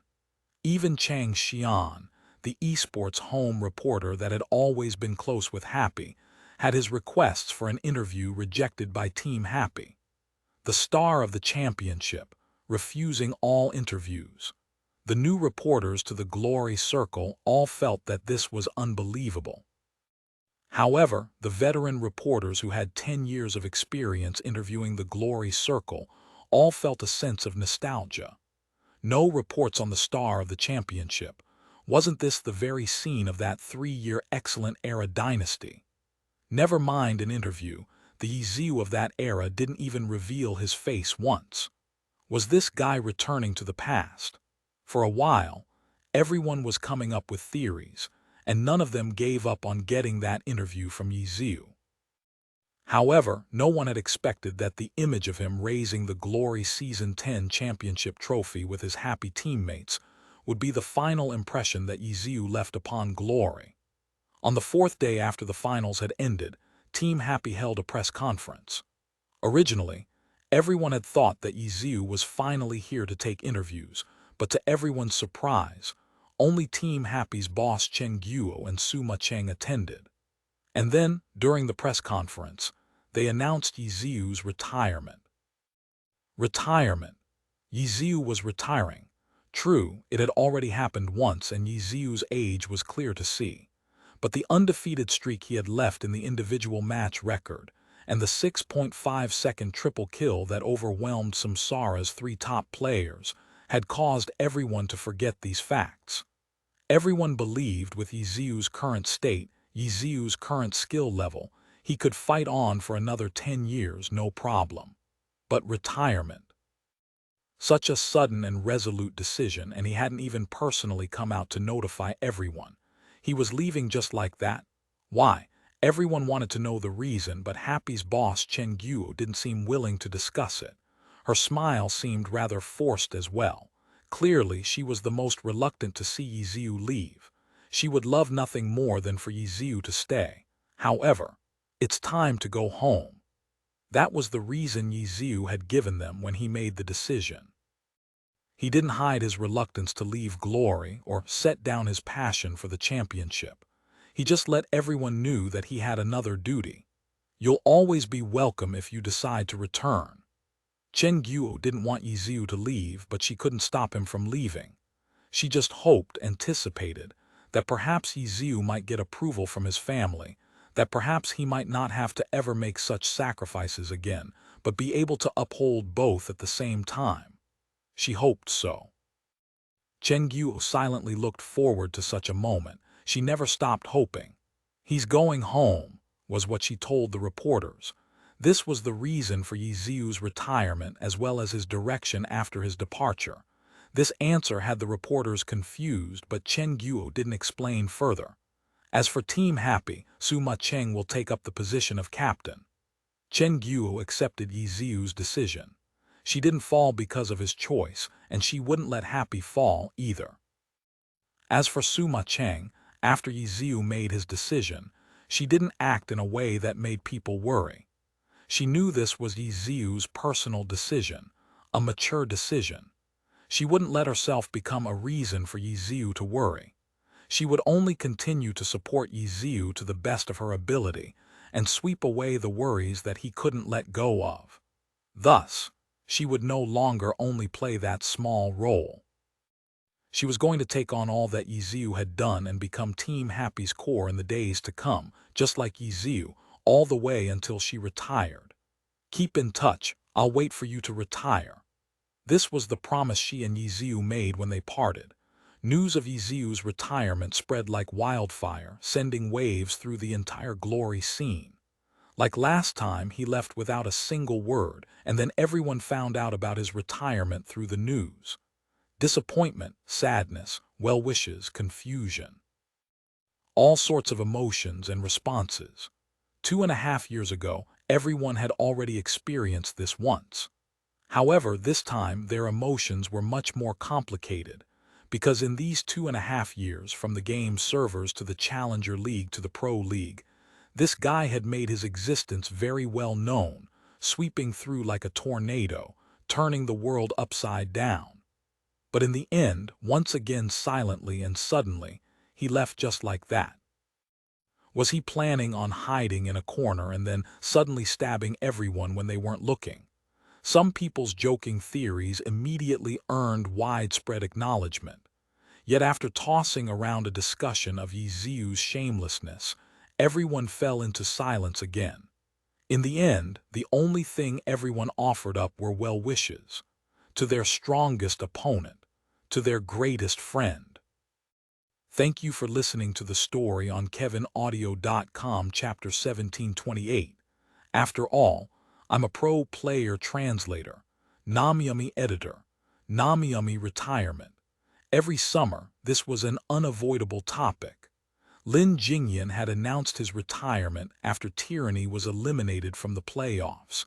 Yiziu had quietly departed after winning the championships. Several older players in the alliance also chose to say their farewells. It was just that compared to Lin Jingyan and Yiziu, they weren't as famous, so their farewells appeared more ordinary. Wei Chen was among these retired players. However, there wasn't anything sentimental about his departure. It was more like he had scooted over to the corner to count the 5 million in cash he had just picked up. He didn't say goodbye to Happy either. He went to Happy's guild department to wreak havoc in the game. Old Wu, hurry up and bring a team to help. Hurry. Angry bellows could be heard every day from the guild area. Conflict in the game was eternal. Guild Happy had pulled quite a bit of aggro from all sides ever since Yiziu had founded it. At that time, Yiziu had led an alliance of medium and small guilds to fight against the large guilds, and the guild had been able to hold their own. But the current Happy was the newly crowned champion. This time, they were everyone's target, and the guild's situation in the game immediately became more strenuous. When Wei Chen returned to the game, he was immediately swamped with work. Every day he battled in high spirits. The guild leader was still Wu Chen, but he was yelled at every day too. Still, no one in the guild felt that it was inappropriate. With Wei Chen's status and position, who dared to question Boss Wei's authority, guild leader Wu Chen was no exception. When the old left, the new would take their place. Many of the pro teams had their own training camps, and every year they would take out fresh blood to serve the team. But Happy was too new and hadn't established a training camp yet. Yiziu and Wei Chen had retired. Two important players had suddenly left, and the team could only look for transfers. The task was given to Sima Cheng and Tang Rou. The two were now Happy's captain and vice-captain, respectively, and had quite the authority in this area. Happy currently didn't have a dedicated operational manager. Chen Guo could feel that their simple and crude grassroots structure wasn't enough. For Team Happy, money wasn't a big issue anymore. After winning the championships, sponsors came in left and right to partner with the team. Even the City H, had put in plans to support Happy. The influence of Glory eSports was constantly expanding. City H had become famous because they had been home to the 3-time champions, Team Excellent Era. Unfortunately, Excellent Era ultimately collapsed and was starting over from scratch. As for the team that toppled Excellent Era, Happy had brought the Glory Championship trophy back to City H after 7 long years. The city naturally gave their new champions attention. As for the new Team Excellent Era, they had won the Challenger League. Next season, they would be fighting in the alliance along with Happy. City H didn't care which team won more fame. All they cared about was the boost to the economy that the Glory eSports would bring to the city. Happy was the reigning champion, so the support given to them was obviously much larger. All sorts of talks needed to be discussed with them. In addition, with so many sponsors knocking on their door for partnerships, Chen Guo was feeling completely overwhelmed with work. On one hand, she was working to expand the organization, establishing departments and recruiting new staff. On the other hand, for now, she would have to personally take care of everything big or small. Tang Rou was helping her quite a bit during this time.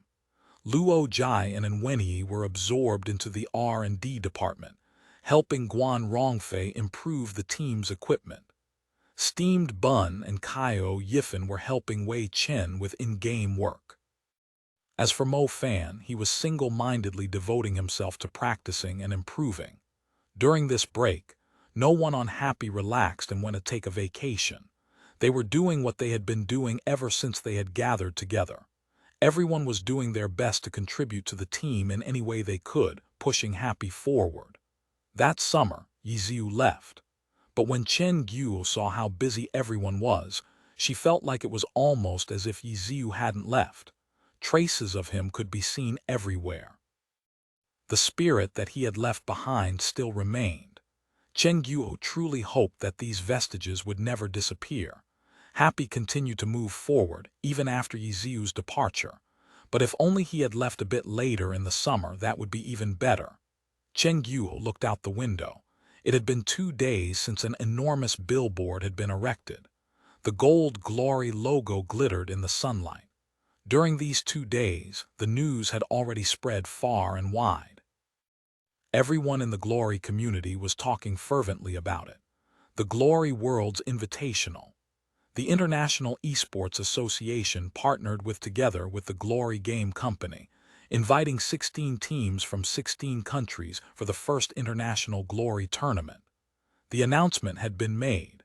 Everyone was calling it the Glory World Cup, and winning it would undoubtedly be the greatest glory of all. The competition was scheduled to take place from July 17 to August 6. It would be hosted in Zurich, Switzerland.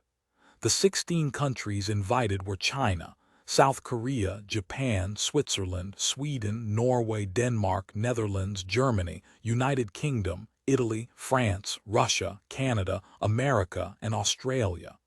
At present, all 16 countries had confirmed their participation in the tournament. Each country was currently inviting players to join the national team. Happy Suma Cheng and Fang Rui had received invitations and had hurried over to City B to practice together with the rest of the national team. The full roster of the national team had yet to be announced. Even Suma Cheng and Fang Rui, who had been picked, didn't know. Who else could have been chosen? The forums exploded with fervent discussion and voting for who would be on the roster. Fang Rui didn't really care, though. This team would undoubtedly consist of the very top players of the alliance. Even if it hadn't been announced yet, the majority of the roster was already set in stone. For example, take the healer. Even though every team had outstanding healers, Zhang Xinji was indisputably number 1. Coincidentally, when Suma Cheng and Fang Rui arrived at the elevator to the training center conference room, they happened to bump into Zhang Xinji. "It looks like we won't be late," Suma Cheng joked to Fang Rui. Zhang Xinji obviously knew what she meant and just smiled. Then he congratulated Happy on their championship victory. "You're alone," Fang Rui felt doubtful. He and Suma Cheng were on the same team and had received the invitations at the same time, so they obviously came together. But they only saw Zhang Xinji alone. "Could it be that tyranny? Zhang Jiao went ahead," Zhang Xinji said. "Oh, how lucky for him, avoiding anything related to the championships." Fang Rui nodded his head. The insult seemed to flow just right out of his mouth. It could be considered an embodiment of his professionalism. In just one sentence, he linked together 2 crucial phrases, lucky and championships, 2 stabs at Zhang Jiao. "Just you and Zhang Jiao." Suma Cheng saw the other meaning behind Zhang Xinji's words. Captain Han declined the invitation, Zhang Xinji said calmly. Why? Fang Rui asked. He said that his energy was limited and he wanted to focus on tyranny, Zhang Xinji said. Trash talk came naturally to Fang Rui, but this time he didn't utter a word. The inside of the elevator instantly fell silent. The phrase persevere for 10 years as if it were one day was truly an appropriate description of Han Wenqing's dedication to tyranny. Yi Ziu had quietly left, but Han Wenqing was still working hard for tyranny, even giving up the opportunity to stand on a higher stage. This choice was worthy of admiration. Incredible, Fang Rui said solemnly. Zhang Xinji nodded his head. The three didn't say anything else for the rest of the elevator ride. When they arrived at their destination, they walked out of the elevator into the conference room. Like I said, how could Zhang Xinji be late? The three arrived at the conference room just on time. As soon they walked through the door, they heard Peng Xiaoran slapping the table and shouting loudly. He quickly noticed Sima Cheng and Fang Rui. Yo, the champions also came. Congratulations, you guys. Peng Xiaoran continued to chatter, but there were very few people who were actually paying attention to him. Sima Cheng and Fang Rui looked around the conference room. They had arrived with Zhang Xinji just on time. By now, everyone had gathered. Team Blue Rain's Yu Wenzhou and Peng Xiaoran. Team Samsara's Zhou Zekai and Sun Xiang. Team Tiny Herb's Wang Jixi. Team Thunderclap's Xiao Shikin. Team Void's Li Xuan. Team Misty Rain's Chu Yunxiu. Team Wind Howl's Tang Hao. Team Tyranny's Zhang Xinji and Zhang Jiao. Team Happy Sima Cheng and Fang Rui. 13 people, the required number of people for a team in this tournament. The people here made up the national team. It's really quite surprising that Han Wenqing didn't come. Sima Cheng sat down. Chu Yunxiu had switched seats to sit next to her. The two girls immediately started chatting. Sima Cheng nodded her head. Seeing the people here, Han Wenqing was indeed the biggest surprise. Apart from that, even though Jiang Batao, Su Bin, Yang Kong, Tianxin, and so on were all outstanding players, the number of spots on the team was limited. The spots might not have necessarily been picked based on pure skill alone. Who knew what other criteria was looked at? It wouldn't have been hard to argue for swapping them in with someone else. Han Wenqing declining the invitation was the only real surprise. Say, if Han Wenqing came, who would have he replaced? Chu Yunxiu wanted to go deeper. In other words, who had benefited from the good fortune of Han Wenqing declining the invitation, who had been given this lucky last chance. It's hard to say, Sima Cheng replied. Li Xuan coughed, getting Chu Yunxiu's attention.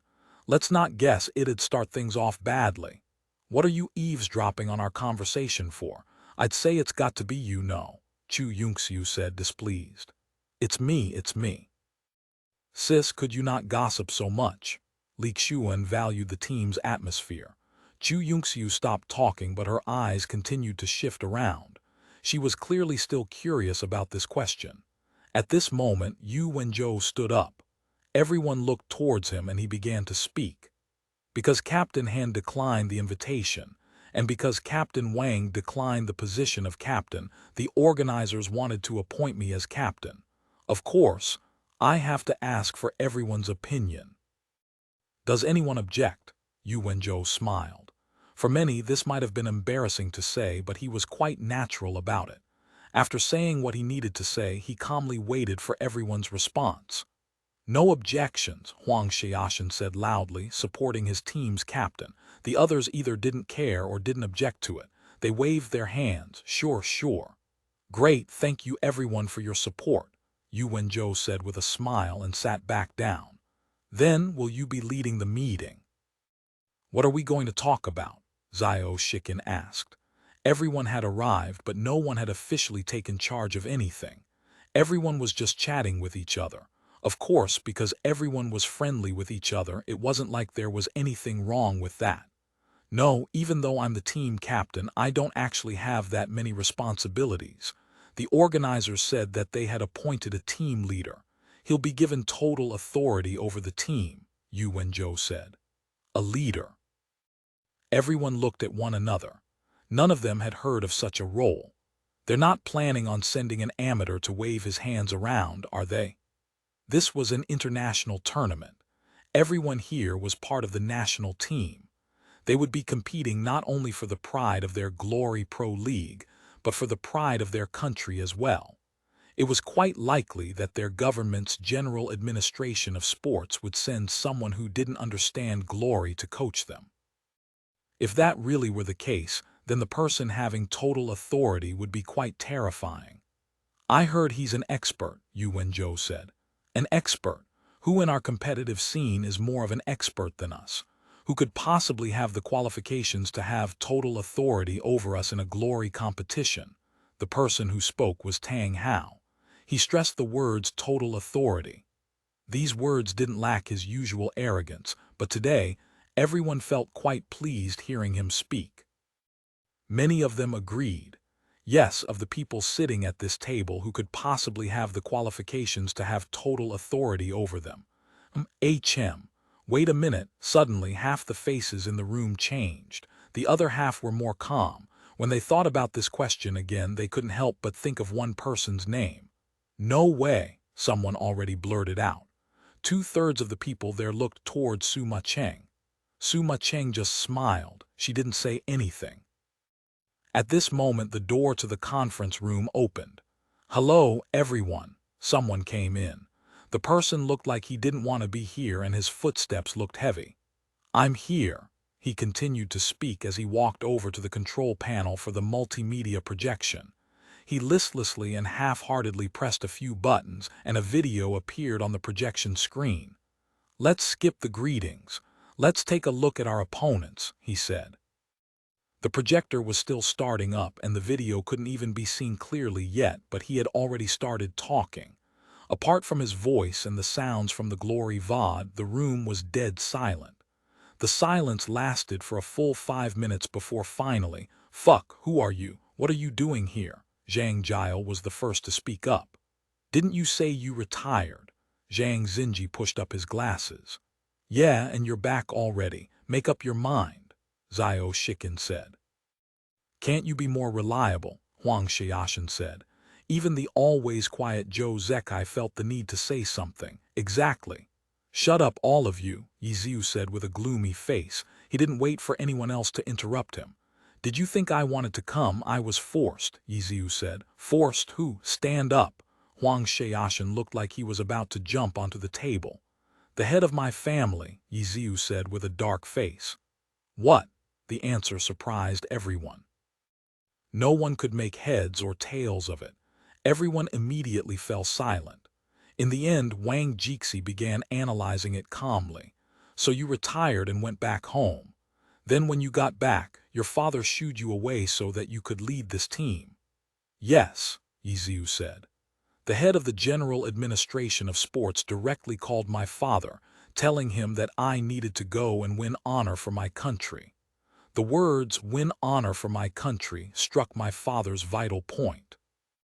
I hadn't even set up my bed yet and I was shooed out of the house. Everyone was stunned. What sort of situation was this? Okay, enough nonsense. These are all the videos that I've gathered in these past few days of the other country's players. You gods go and analyze them yourselves. Play well, don't lose face. I didn't bring my account card, so I won't be substituting in for any of you. You can still play. Sun Xiang was quite sharp, hearing the implications of Yiziu's words. According to tournament rules, each country's team is limited to 13 players, but we're allowed to bring an unofficial player to substitute in if the need arises. Yu Wenzhou had been appointed captain ahead of time. He had clearly looked over the tournament rules. "What do you mean by 'if the need arises'?" everyone asked. "For example, if a player is incapable of playing because of an accident. The final decision is up to the tournament organizers," Yu Wenzhou said. "Should we be hoping for an accident to happen?" Everyone looked at each other.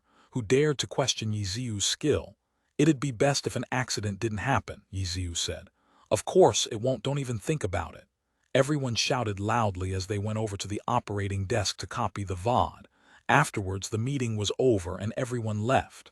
No one lingered around to talk to Yiziu, not even Fang Rui. Soon, there was only Yiziu and Sima Cheng left. Isn't this infuriating? Yiziu said helplessly to Sima Cheng. Really? Sima Cheng chuckled. Yiziu didn't say anything. Many years ago, he had given up everything, leaving his home for glory. Now, he had decided to let go of glory to make up for his earlier childishness. But this time, his family shooed him away and told him to keep playing glory. He didn't know whether to laugh or cry at this turn of events. However, he was certain that this time, his old man was sincere. Because winning honor for your country was 100% a reason that could convince him. Glory eSports had developed to this stage, to the point that even his old man would approve the video was still playing on the projection screen. In front of him was the skill and technique of foreign experts that he had never encountered before.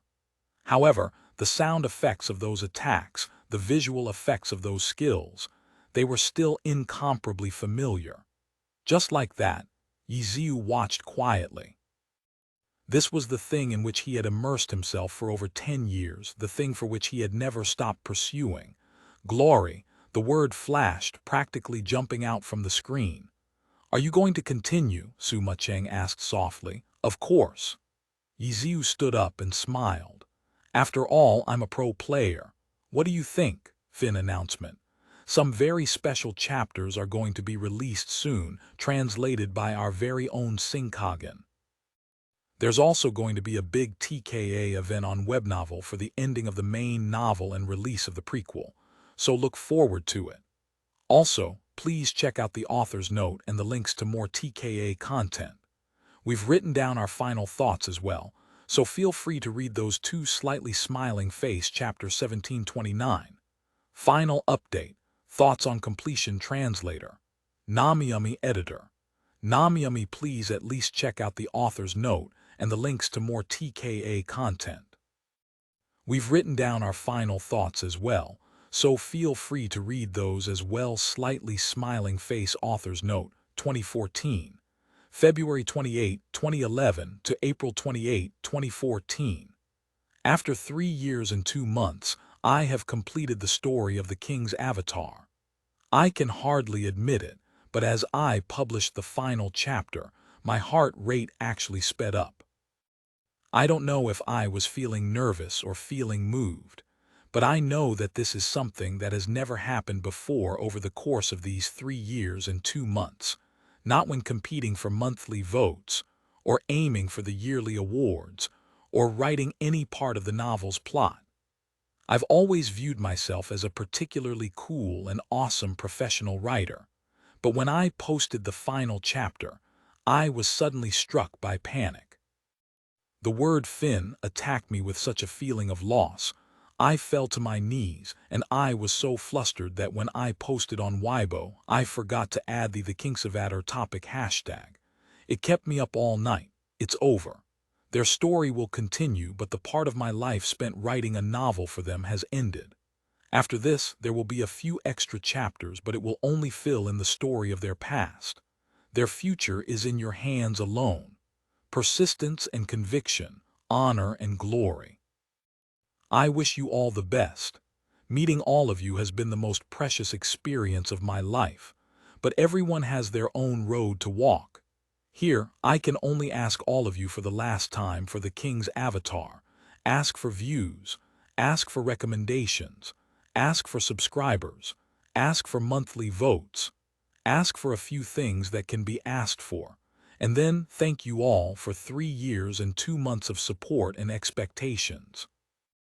I'm sorry that I still have not paid my debt from last June, as my strength has limits. I can only promise that in the future I will not do the overconfident thing of trading updates for monthly votes. I will begin my new book on May 1, using about 1 or 2 months to prepare. I've already had many thoughts and ideas for it, but I haven't thoroughly gone through them yet. So, for now, I will not reveal any more. Everyone can follow me on Weibo or WeChat. Just search Chinese letter, butterfly blue. There, I will post timely status updates on my new book for everyone. Here, after changing this work's status to complete, I can post no further updates. Then to conclude, goodbye the king's avatar, goodbye Yi Ziu, goodbye everyone, thank you. Links to more TKA content. For y'all who want more of that TKA, playlist of awesome fan vids, http://bit.ly/TKA playlist TKA Discord, https://discord gg/56h neba Tumblr jouissance, https://jouissansetka tumblr.com/singkagen, https://singkagen tumblr.com/tagged/qzgs or tag translation, a well-organized fan blog. https://thekingsevaderfan, tumblr.com English fanfiction plus fanart on AO3. https://archiveofferone, org/tag/%e5%85%a8%e8%80 1%8c%e9%ab%98% e6%89% 8b%20% 7c%20 the %20 kings %20 avatar %20 cartoon/works translators notes. Namiyami. I can't believe it's over. It's been almost 4.5 years since I posted my first chapter on July 14, 2015, and now the translation is hereby complete. This project has been an enormous part of my life, and I truly am lucky to have picked up this novel. I couldn't have imagined that TKA would gather so many readers, that the official publishing company would license my translations, that there would be amazing fan drawings and fan vids, that an animation and live action would come out. And now, it's over. But I hope that TKA was able to bring a bit of fun into your lives as it did for me. Shoutouts to everyone who has worked on this enormous project, all of whom reached out on their own to help because of their love for the novel. Many of them have come and gone, so I hope I didn't forget anyone. Translators: Namiyami, Singkagen Jouissance Da Kalath Ray Veriquity Blue-Rain Jimink Simuxi. Editors: Base T Zuyu Ryuji Ozora Summerks Justin Rend Forge. Translation checkers: Jouissance, Singkagen Charlatan Moody. Hooray Namiyami Singkagen, 2.5 years, that is how much in universe time this novel covers. 2.5 years ago, on a cold and snowy night, a lonely man walked into an internet cafe, and the world was never the same. 2.5 years ago, I came across a donkey known as the King's Avatar. No work has ever changed my life to such an extent, and it's not a stretch to say that no work ever will again. From my main work translating and editing the novel, to all of the fic, analyses, bonus content translations, and memes that this novel has inspired from me. It's been an honor to share in this journey with you all. The King's Avatar is truly extraordinary, a compelling story of passion and defiance of the odds, and I have done my best to treat it with the glory that it deserves. I hope this story has brought you as much joy, excitement, melancholy, thoughtfulness, and love as it has brought me. Stories like this are what bring us together. Stories like this are what make us human. Thanks to Butterfly Blue for writing this masterwork. Thanks to Namiyami for spearheading this project. Thanks to all the contributing team members. And thank you, readers, for your comments and for reading. As Nam has said, most of the prequel will now be posted to Read Novelful, translated by myself. Please, do give it a read, as Butterfly Blue's storytelling ability continues to shine. Witness the origin stories of some of our favorite characters and more. Remember Wu Zufeng, mentioned in literally one chapter 1128. He's the best and I love him with all my heart. There's a popular phrase among Chinese fans which I will now share here. Someone asks, "Friend, have you ever heard of the King's Avatar?" And I will respond, "Yes, that is the glory of my lifetime." Thank you all, see you soon. May our glory never fade, Singkagen Jouissance. I joined this team when I started university. That was also when I started using the alias Jouissance. 2 whole years. Not nearly as long as Nam and Based, but still pretty damn long. I've worked on TKA for 2 whole years.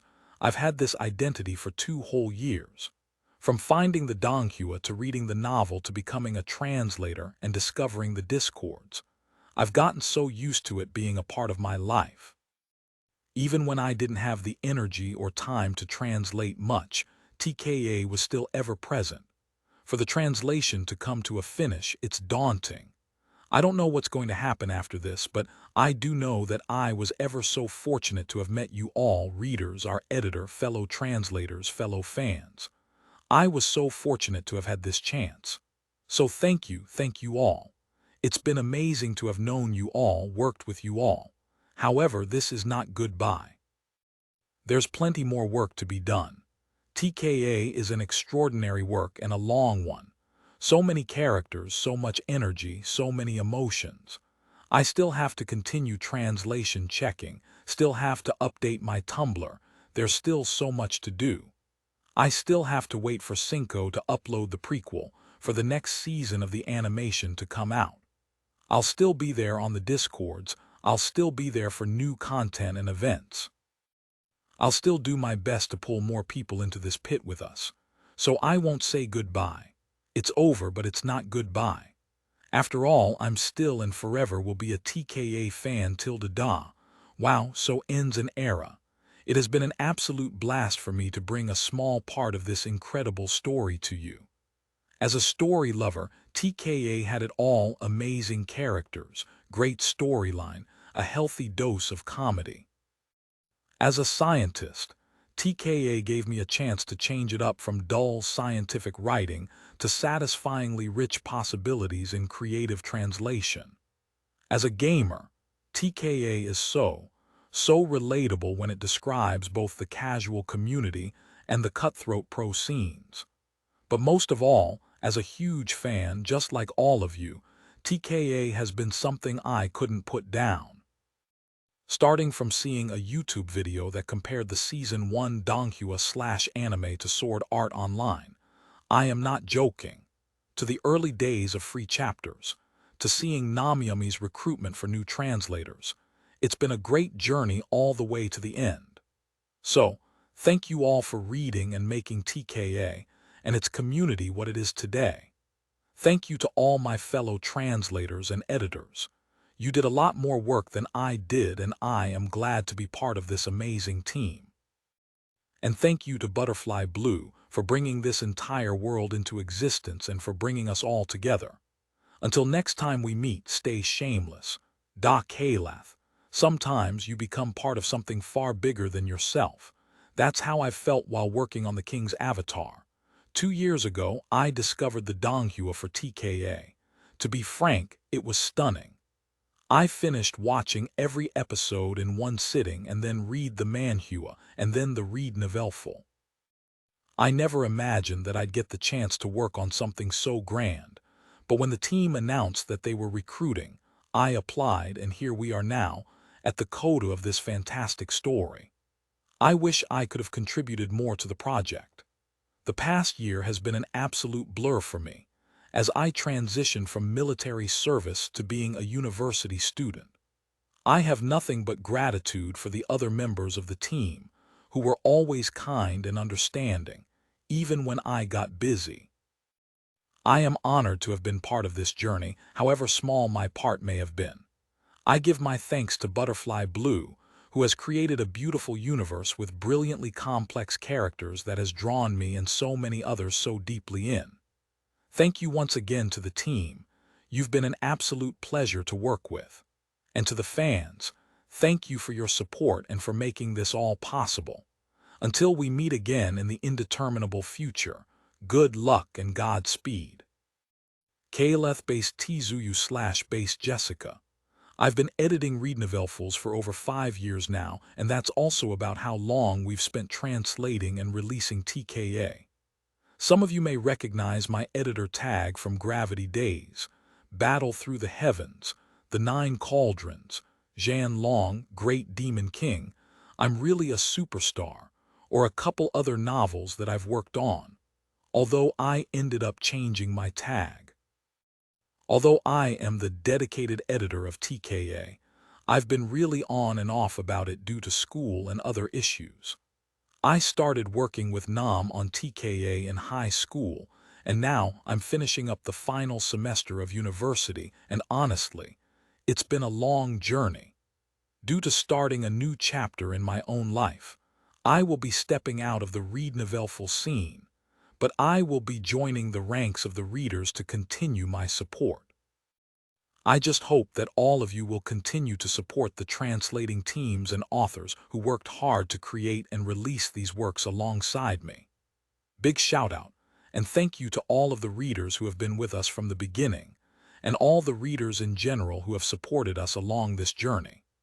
While reading TKA, the readers have pointed out many errors that I missed and even commented on the quality of my editing, but I don't think that I'm 100% to blame.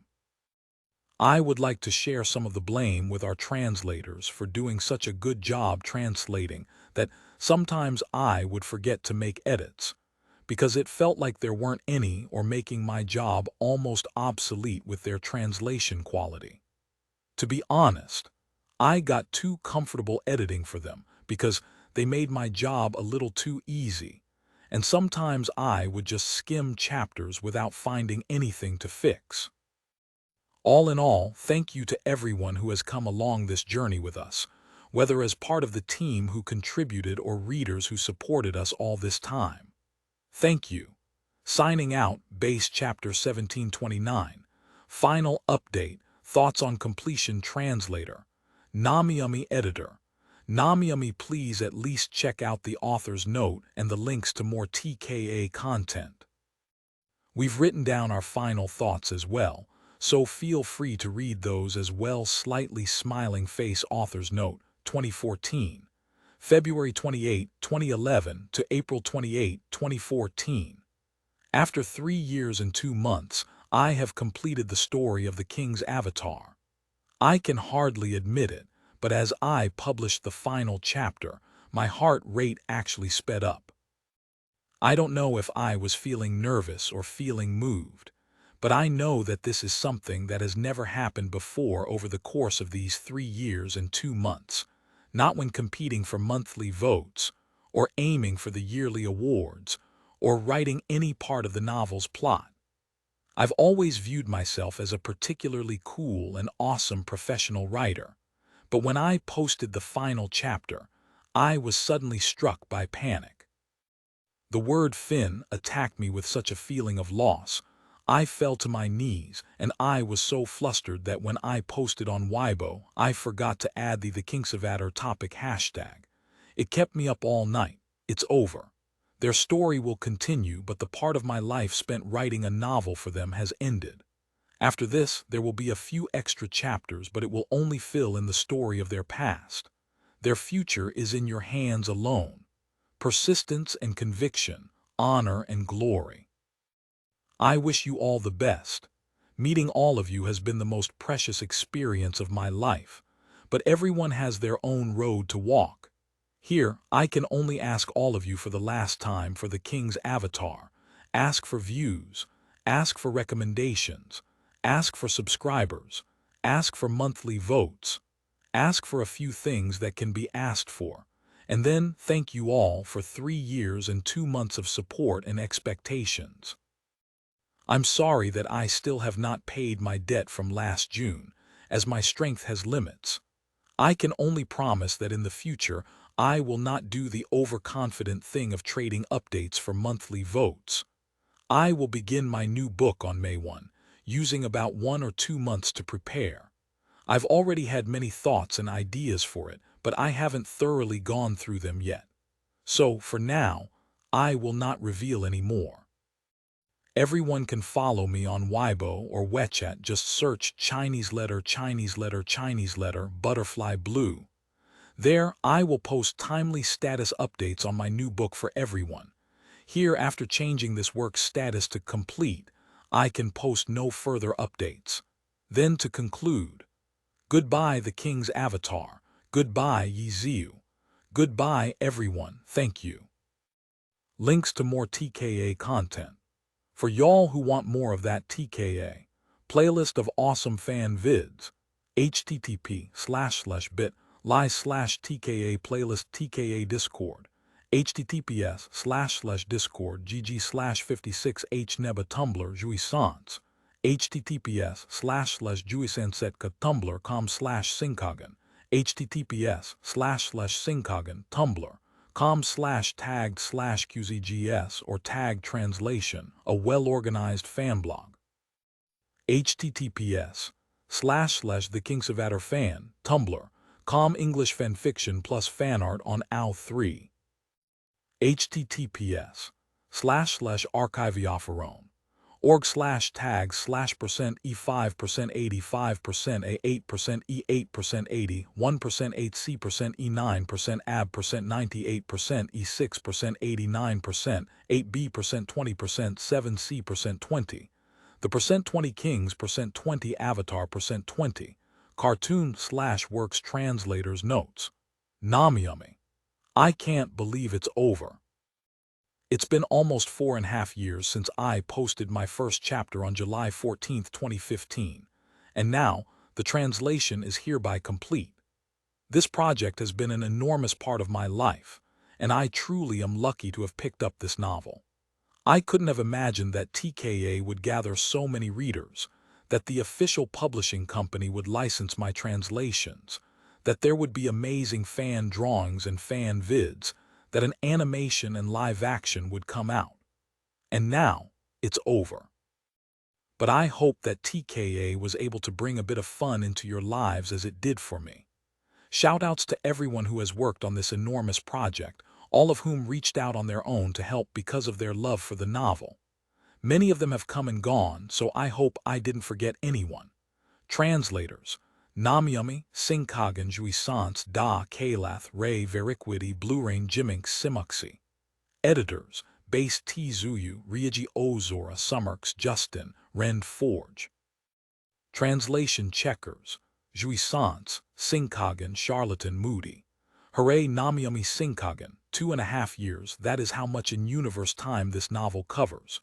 2.5 years ago, on a cold and snowy night, a lonely man walked into an internet cafe, and the world was never the same. 2.5 years ago, I came across a donghua known as the King's Avatar. No work has ever changed my life to such an extent, and it's not a stretch to say that no work ever will again. From my main work translating and editing the novel, to all of the fic, analyses, bonus content translations, and memes that this novel has inspired from me, it's been an honor to share in this journey with you all.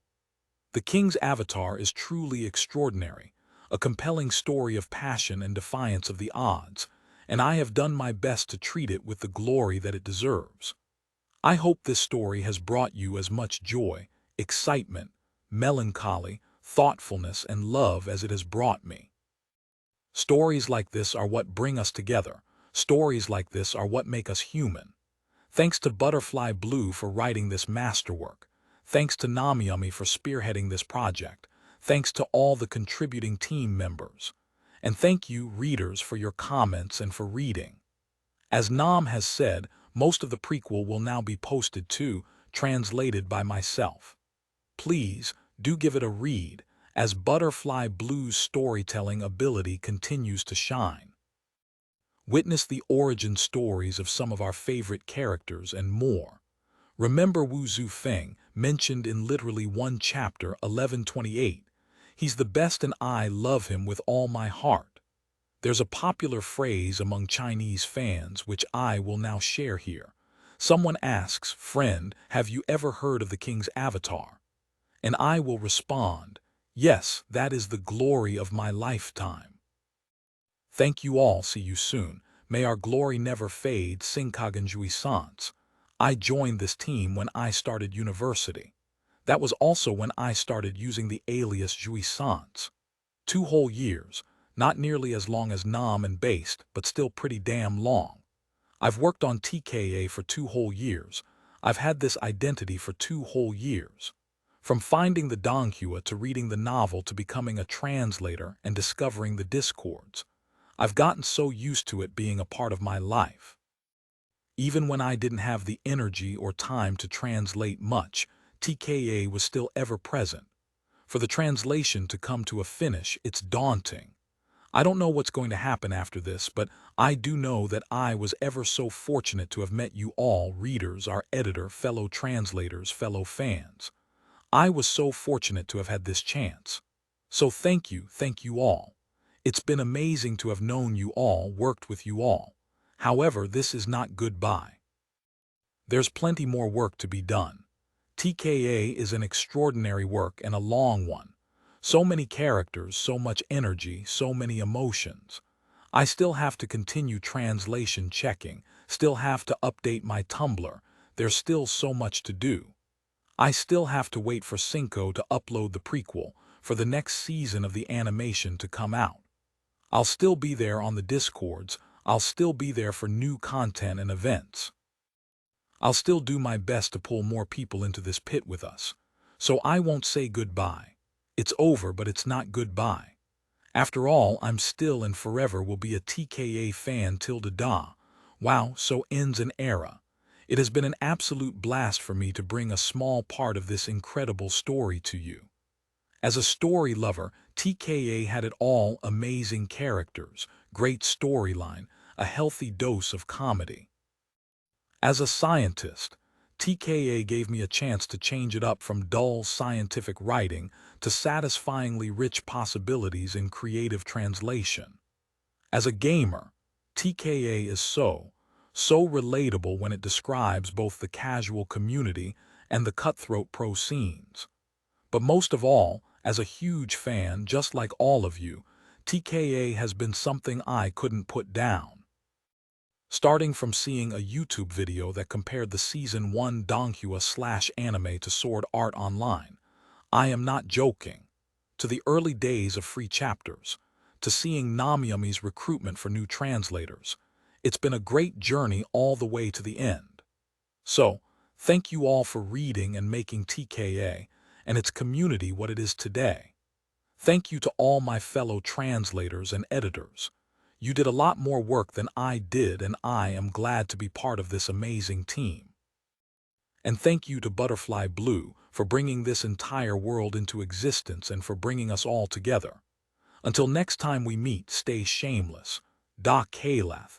Sometimes you become part of something far bigger than yourself. That's how I felt while working on the King's Avatar. 2 years ago, I discovered the donghua for TKA. To be frank, it was stunning. I finished watching every episode in one sitting and then read the manhua and then the... I never imagined that I'd get the chance to work on something so grand, but when the team announced that they were recruiting, I applied, and here we are now, at the coda of this fantastic story. I wish I could have contributed more to the project.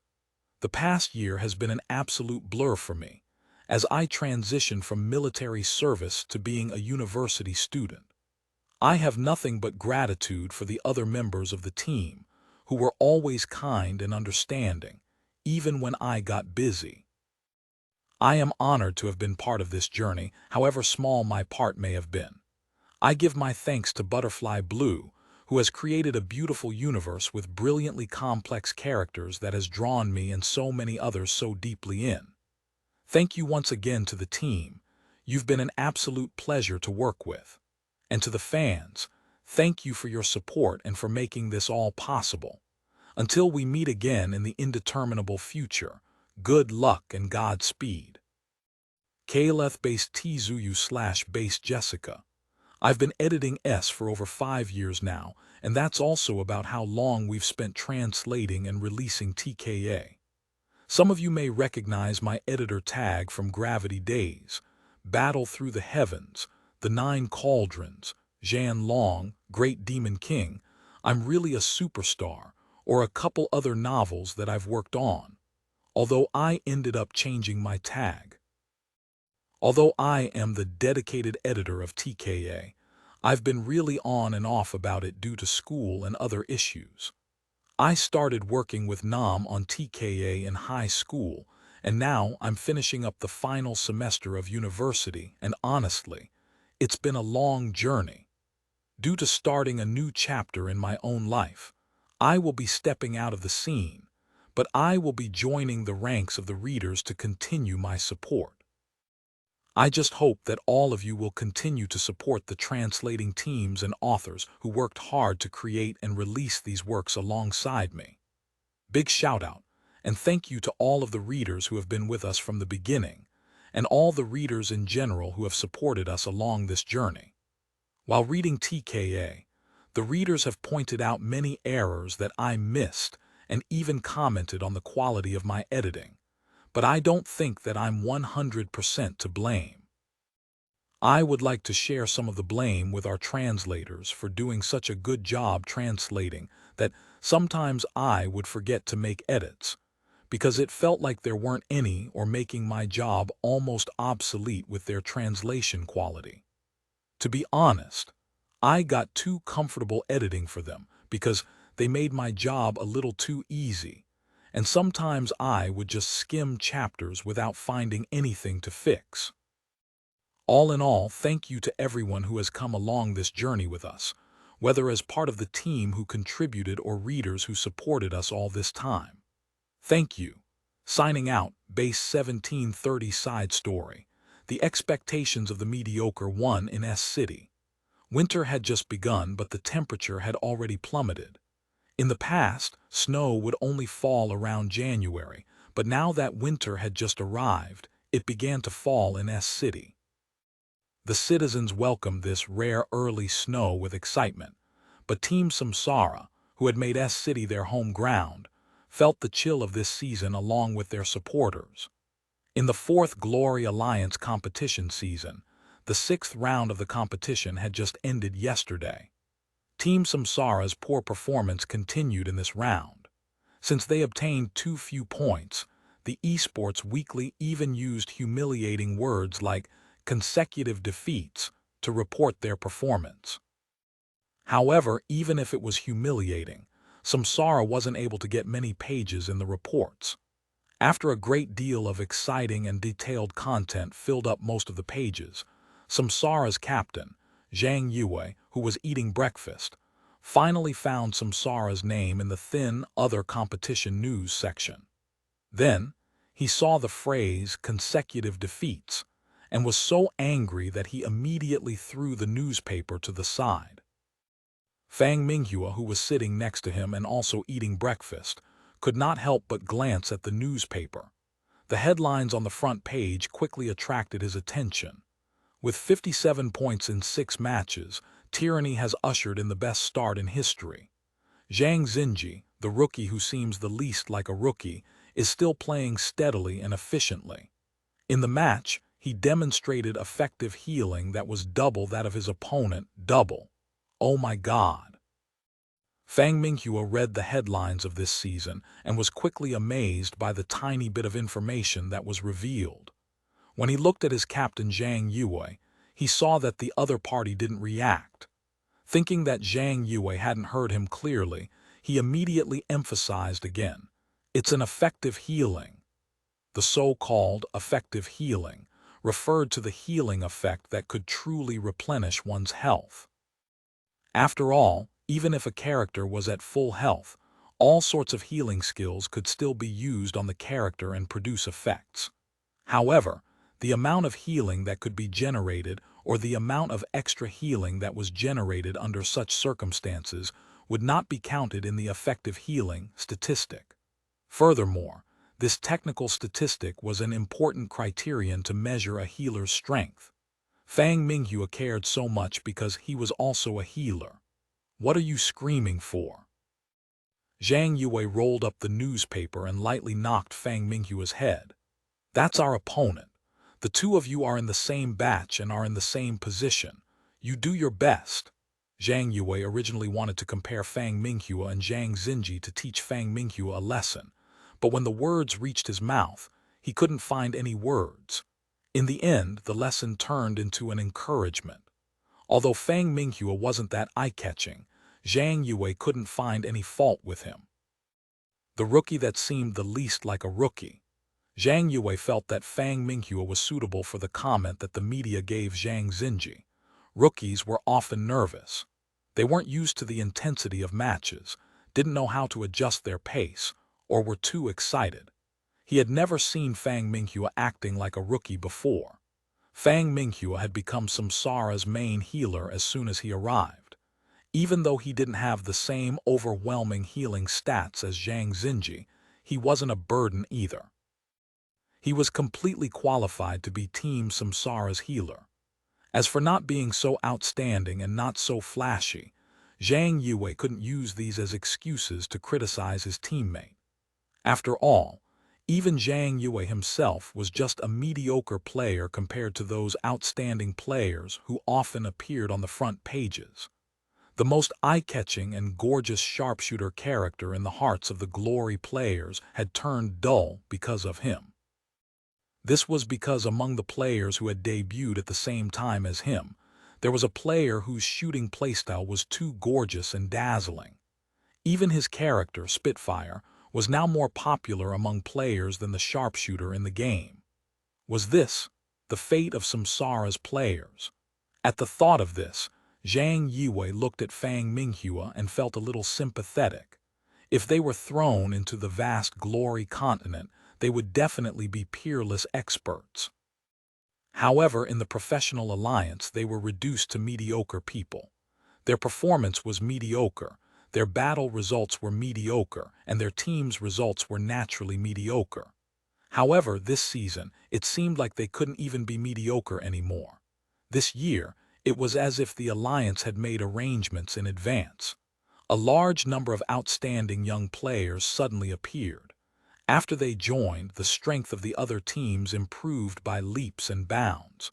What about Samsara? Zhang Yue looked at Fang Minghua in front of him. He couldn't find anything wrong with this rookie. At first, he and the team were very satisfied.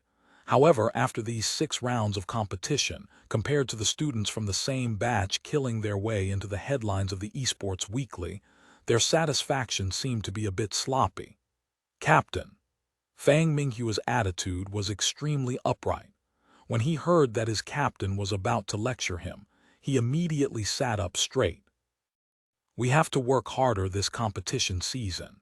Zhang Yue included himself in this statement. After all, the two of them shared the same fate.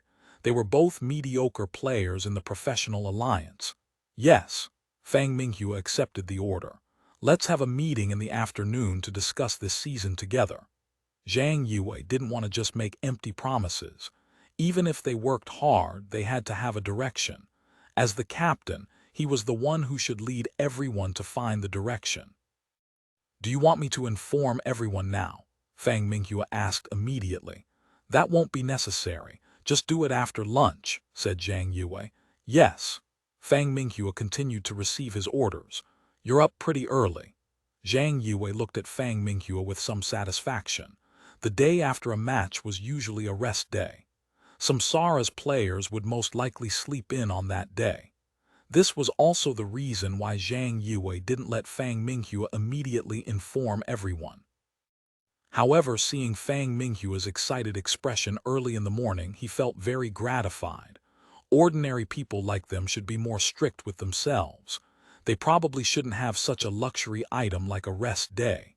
Thinking of this, Zhang Yue felt that there were already some themes to cover for the afternoon meeting. Meanwhile, Fang Minghua also got up after eating. Captain, I'm done eating. Fang Minghua said goodbye to Zhang Yue. Go. Fang Minghua watched Zhang Yue walk towards the training room, feeling his blood boil. He finished his breakfast in a few bites, stood up, and also walked towards the training room. He was prepared to be like this rookie and give himself a morning training session. In the afternoon, why not use Xiao Fang as an example and call for everyone to learn? After all, it wasn't easy to forcefully occupy a rest day. It still depended on everyone's self-awareness. Zhang Yue was thinking about specific plans to guide his teammates. When he arrived at the training room, he saw that Fang Minghua had already turned on the computer impatiently, his expression focused and excited. Perhaps I should wake everyone up now and let them personally witness this scene. Fang Minghua's expression moved Zhang Yue. He even felt a bit regretful that he hadn't discovered that this guy had a good habit of doing extra training on his day off. Otherwise, this kind of atmosphere would have already spread to the entire team Samsara. When he thought of this, Zhang Yue felt ashamed again. Why hadn't he noticed? This was because he had always been one of them when he slept in on his day off. Today was just an accident because he had played too badly in yesterday's match, so he didn't sleep well and woke up early. "Hey, Captain, why are you up so early?" Zhang Yue was looking at Fang Minghua as if he was admiring a world-famous painting when another person suddenly passed by. When this person saw Zhang Yue, he greeted him in surprise. Zhang Yue turned his head to look. It was Tang Lin, Samsara's only player from the first season. He was a veteran of the team who was even more experienced than Zhang Yue. The two of them had fought side by side for 2 seasons, creating Samsara's mediocre performance and their 6 consecutive defeats at the beginning of this season. "We should make some changes," said Zhang Yue to the veteran team member. "Oh," this sudden question caught Tang Lin off guard. "This rookie is so hardworking. How can we waste our time?" Zhang Yue spoke excitedly. "Waste our time? A hardworking rookie?" Tang Lin continued to look confused, repeating Zhang Yue's words in the opposite order. Finally, following Zhang Yue's emotional gaze, he noticed Fang Minghua sitting in front of the computer in the training room. It was also at this moment that Fang Minghua noticed the 2 people standing at the door of the training room from the corner of his eye. He quickly wanted to stand up, but he forgot about the earphones on his head. He bent over as if he was tied to the table. Taking advantage of this bow, Fang Minghua quickly whispered into his earpiece, "Wait for me." Then he took off his earpiece, but he vaguely heard a sentence from the other side. "What did you say, me?" "I said wait for me," Fang Minghua shouted in his heart, but when he saw his captain Zhang Yue and the team's senior Tong Linke walking towards him, he couldn't pick up his headphones to explain. He could only watch the heavenly domain of the Glory Continent helplessly on the screen. During the latest update, a level 60 wild boss, the Night Returner on the Sea, had been added. No team had successfully killed it so far. And now, a team with 10 people, whose healer was no longer moving, confidently charged towards the Night Returner on the Sea. This time, Fang Minghua could only use his inner monologue to express his apologies to his teammates. The 2 people at the door had already arrived in front of him. Zhang Yue, who was walking in front, was especially energetic as he walked with vigorous strides. Along the way, he stared at Fang Minghua with bright eyes. His expression was like a completely different person from when he was eating breakfast just now. As for Tong Lin, who was following behind him, he had a faint smile on his face, as if he was waiting to watch a good show. This, he would take the initiative. Fang Minghua gritted his teeth and took a step forward to meet Zhang Yue. "Captain, I'm sorry," Fang Minghua said as he lowered his head. 1731 side story. The expectations of the mediocre to an apology. Zhang Yue was stunned. Fang Minghua acted as if he had done something wrong, which made Zhang Yue a bit stunned. He turned back to look at Tong Lin. Tong Lin spread out his hands, indicating that he didn't know what was happening. When he turned back, his gaze also caught a glimpse of Fang Minghua's computer screen. On it, there were flashes of light, swords, guns, and lightning. It was very lively. Furthermore, this kind of intense battle was never something that would be carried out as soon as professional training started. Zhang Yue looked again and recognized that this wasn't a training program. This was clearly a battle in glory. Fang Minghua had come to the training room early in the morning to play games. It was true that they played this game in their matches and training sessions. However, playing in an online game had a different meaning from their training and competition. It was seriously inconsistent with Zhang Yue's expectations for Fang Minghua. "I shouldn't have used the computer in the training room to play online games." Fang Minghua continued to admit his mistake. "So this is what you came to the training room to do early in the morning on your day off?" Zhang Yue's expression turned a little cold. The hot blood that had just been ignited had been extinguished by this screen full of killing. "I'm sorry." Fang Minghua lowered his head and did not explain. "Although the team didn't make it clear, I thought everyone knew that the computer in the training room wasn't for our entertainment," said Zhang Yue. "I was wrong," said Fang Minghua as he rushed to the computer. He couldn't care less about the current situation in the game and immediately shut down the game. Zhang Yue looked at Fang Minghua. To be honest, he really hoped that Fang Minghua could defend himself. For example, the reason why he came here to game was because he wanted to use some method to improve himself, or because he wanted to obtain some precious equipment or materials for the team. Unfortunately, he didn't. Fang Minghua just kept apologizing. He was really just here to play. That must be why everyone is so mediocre. Zhang Yue thought about this and could not help but sigh. "Don't do it again." He didn't say anything else. After saying this, he turned around and left. Watching the captain leave, Fang Minghua's heart was still filled with fear. Looking at Tong Lin, who was still there, he revealed a bit of grievance. "Brother Tong, didn't you say you could do it?" Fang Minghua said. How should I put it?" Tong Lin scratched his head and said, "I can only say that this is a beautiful misunderstanding." "A misunderstanding? What misunderstanding?" Fang Minghua looked confused. "The captain thought you were training on your own, but in the end..." Tong Lin looked at Fang Minghua's private account card inserted into the login device and spread his hands. "Ayo, FCK." Fang Minghua immediately understood everything and slapped his forehead.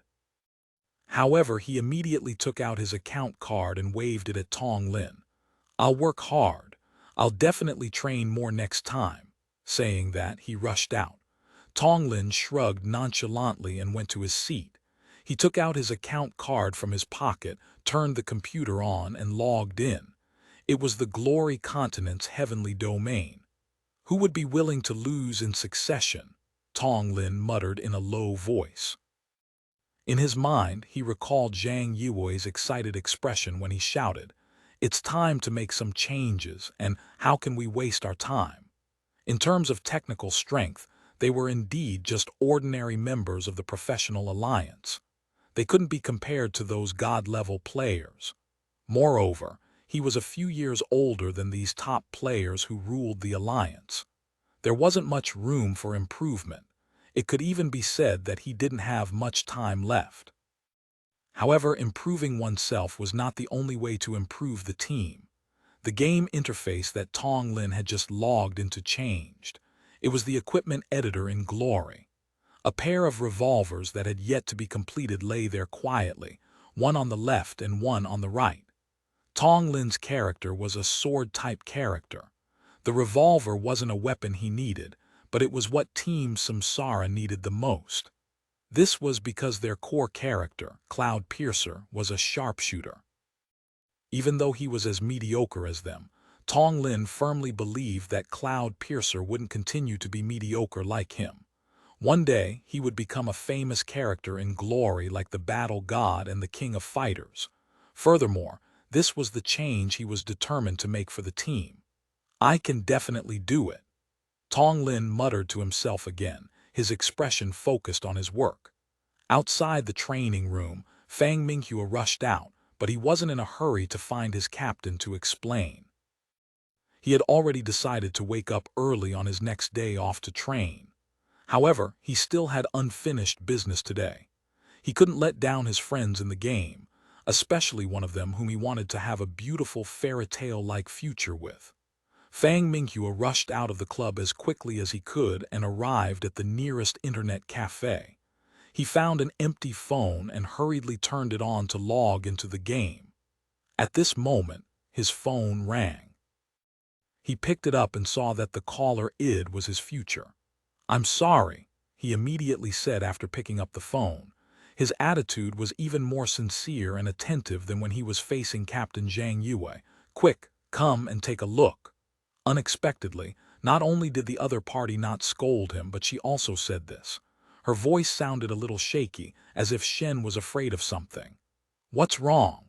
Fang Minghua asked as he anxiously waited for the login loading bar in the game to fill up. He wished he could push that progress bar.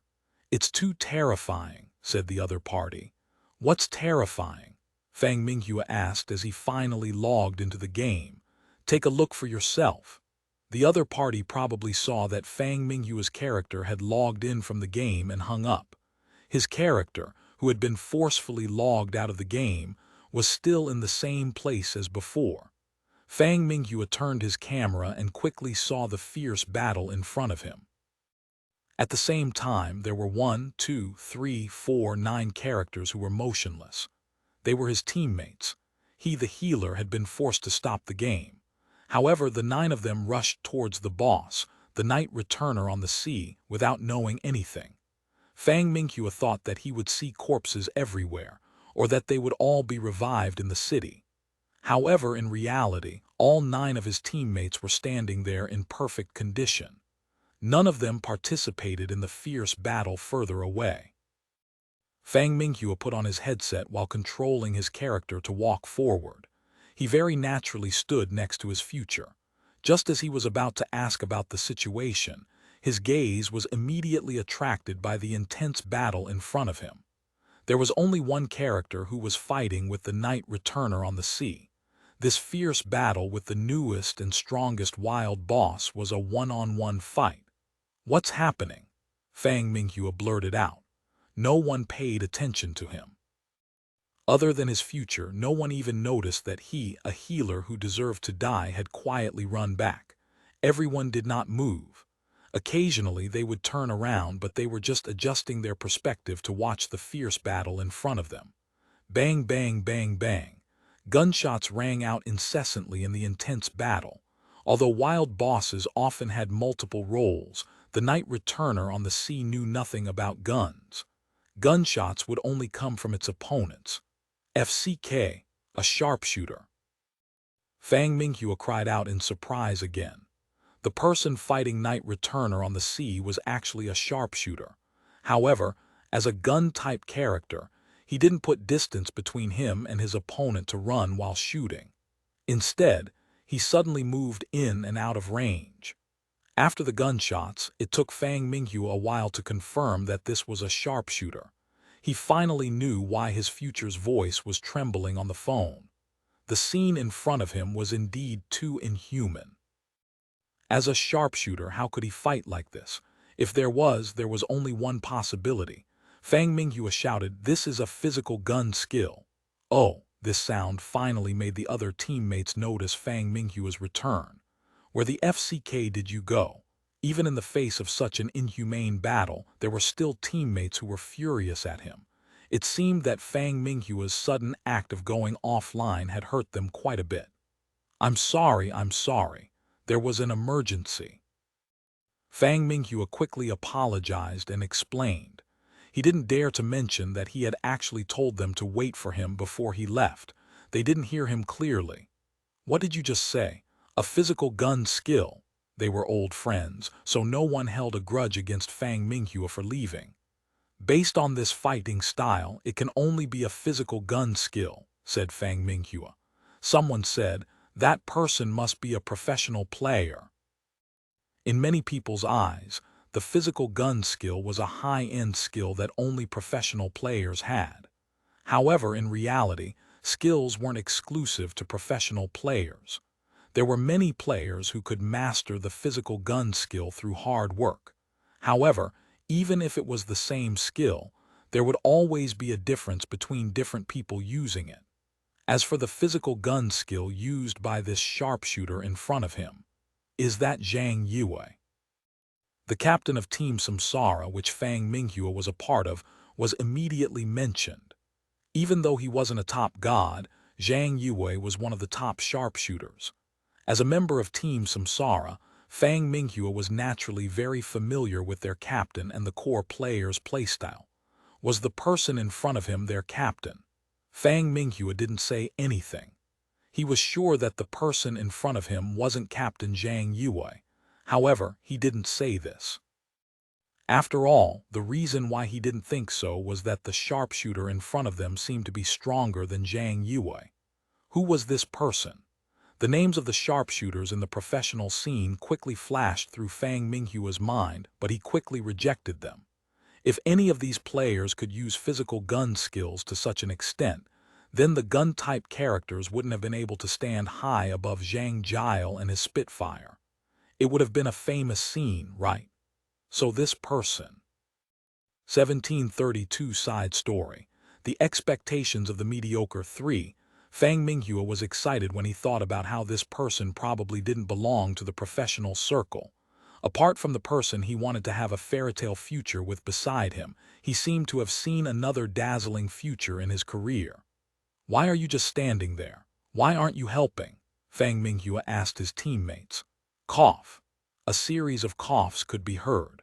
One could feel the dense awkwardness through the screen. The difference is too great. If we go up, we'll only cause trouble, said Fang Minghua's future, who was beside him. It's time to show our true skills. Fang Minghua controlled his character to move forward. In his heart, his figure should be incomparably proud at this moment, but all he heard next to him was booing. The booing was a natural response, but at the same time, no one tried to dissuade Fang Minghua. It was clear that they were well aware of Fang Minghua's strength. After all, a 10-man team dared to hunt a level 60 wild boss with only one healer. Any player who had some understanding of glory would think that this team's healer was very strong. However, Fang Minghua's friends didn't know that he was already an official player in a professional team. After all, he had only become an official player this season, and his team's results were terrible. This surprise could wait until his image seemed better. Fang Minghua had always planned for things like this. Right now it was like a competition. As a healer, he was not the main character most of the time. The main character should be that person. Brother, let me help you. Fang Minghua walked closer and said loudly. All right, replied the other party. You guys with long-range skills, can you do something in a position that isn't in the way? Fang Minghua turned around and asked the people behind him. What do you mean by a position that isn't in the way? A voice with lingering fear sounded. It seemed like they had done this before. The expert spoke as if he had something to say. Do you want to command the fight? Fang Minghua asked when he heard the expert speak. The expert hesitated. What did you say? Was he going to crane his neck and sing a song to the Sky One?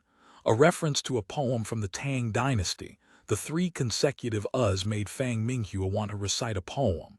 What was wrong with this big brother? Was there something wrong with his headset? You do it.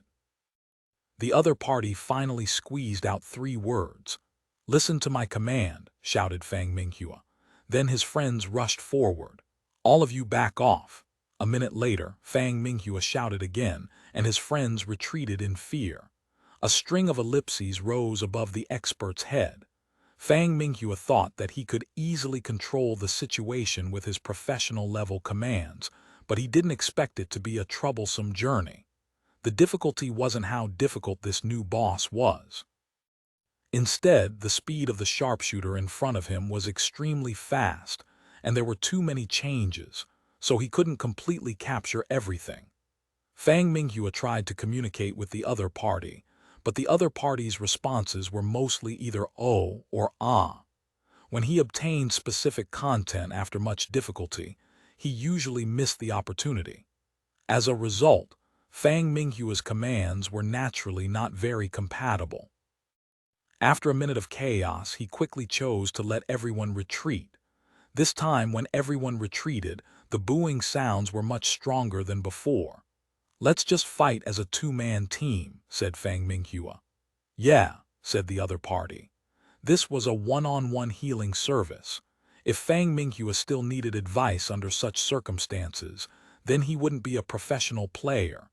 Meanwhile, with the help of a healer, this sharpshooter fought even more aggressively. Bullets rained down on the boss's body, spraying blood all over Fang Minghua's face several times. Isn't this a little too fierce? Seeing the sharpshooter become even sharper with the help of a healer, the shock that Fang Minghua's friends had been feeling for a long time escalated again. Who exactly is this person? Zhou Zekai, is that his real name? I've never heard of him. Someone said as he looked at the sharpshooter's character id. Finally, there was a system notification. Congratulations to the player. After a series of ids, their achievement was displayed. First clear of night returner on the sea. The world was in an uproar. Their private messages instantly exploded, and countless friend requests flooded in. The other players were dumbfounded. They didn't even care about the drops from the boss, which players liked the most. They were still digesting the fact that the level 60 wild boss had almost been defeated by someone all by himself. Although it took a long time, this showed this person's strength. After all, in such a long battle, he almost didn't make any mistakes. Are you serious? Everyone rubbed their eyes in front of the screen. Fang Minghua was calmer than them. After all, he was a professional player and had seen many things. However, he also wasn't distracted by the first clear or equipment drop from the boss. Instead, he stared at the sharpshooter in front of him. In his eyes, this was the real boss, the best drop, and a future full of possibilities. Fang Minghua was about to say something. "You aren't there," said the other party suddenly. Fang Minghua did not react. On the announcement, the other party spoke again. Only then did Fang Minghua understand. The other party was saying that his name was not on the list of players who killed the boss in the announcement. This was because he had automatically left the party after forcefully quitting the game. When he returned, the party had already added the person in front of him. Thus, there was naturally no place for him. Furthermore, up until now, no one had paid attention to this matter. Instead, it was this person who had noticed it first. If he wasn't on the list, then he naturally wouldn't get any generous first clear rewards. It would be a waste of time. The other party was feeling sorry for Fang Minghua. Not only was he an expert, but he was also a good person. Fang Minghua's impression of this sharpshooter immediately improved. "Zhou Zekai," he looked at the other party's id and called out. "Yes," the other party replied. "Is this your real name?" Fang Minghua asked. "Very few people in the game use their real name as their game id." "Yes," said the other party. "You're amazing," Fang Minghua praised him. "I'm just all right. Let's add each other as friends." "Sure." After adding Zhou Zekai as a friend, Fang Minghua felt as if he had obtained a treasure. He immediately sent a private message. "You're so powerful, which professional team are you from?" "I'm not in a professional team," Zhou Zekai replied quickly.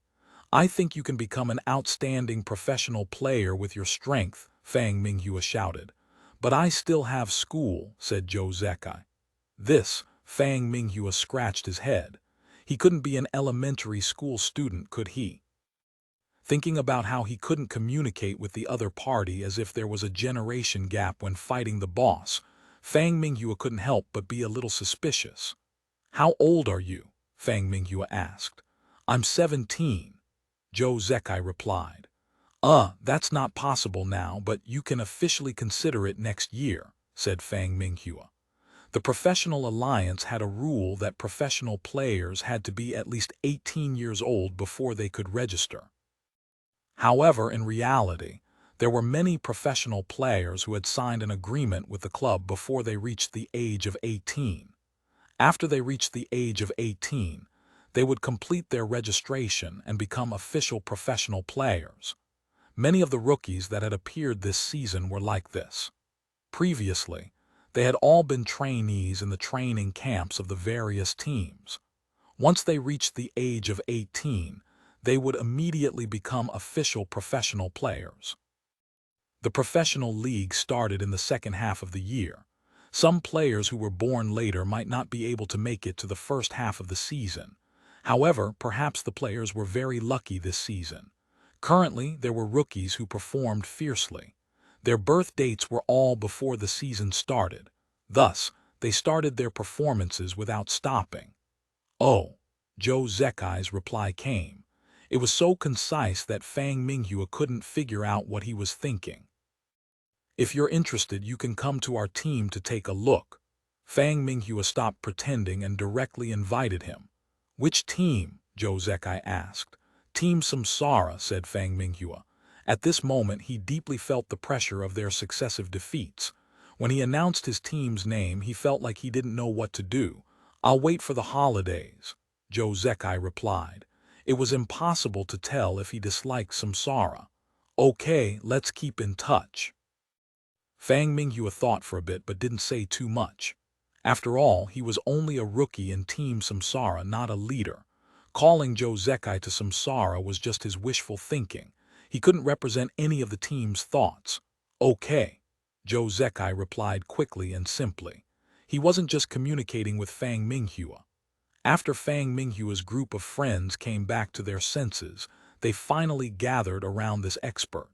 As they split up the boss's drops, they asked to be friends with him.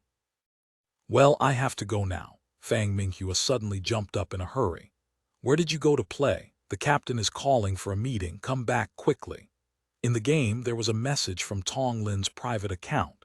Fang Minghua didn't even bother to turn off the message.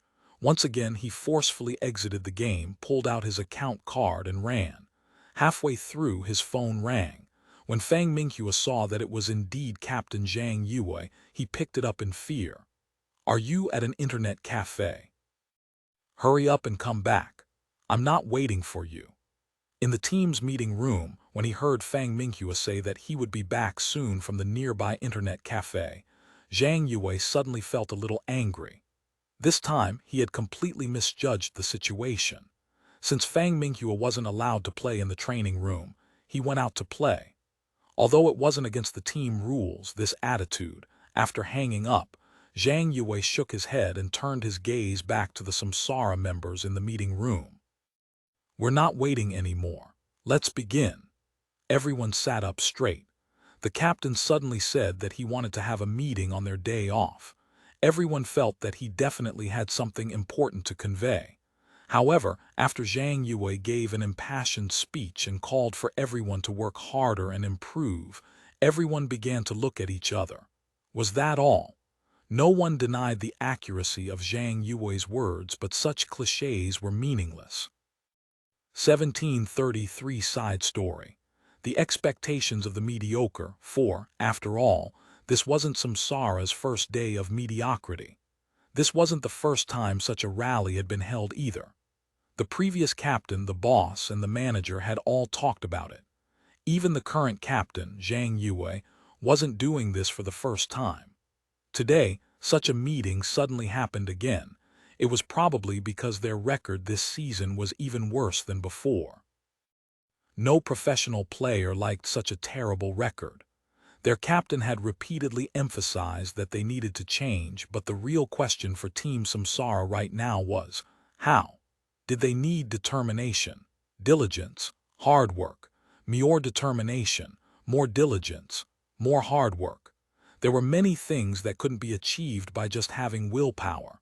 Compared to the other teams, Samsara clearly didn't have the advantage in terms of player strength or character strength. The rookies in the new season often brought variables to a team. However, this season, the teams that produced variables because of their rookies were Blue Rain, Tyranny, Void, and Misty Rain. The strong teams became stronger because of the addition of rookies. The team that was evenly matched with Samsara also shone because rookies had joined them. Meanwhile, Samsara's rookies weren't bad, but compared to the names that were always mentioned this season, they seemed very ordinary. This was just like when they were compared to the famous names in the Alliance. In the end, they were just a mediocre team. Change was easy to say, but everyone present knew in their hearts that they had reached the limit. It wasn't that they were unwilling, but that they were not capable.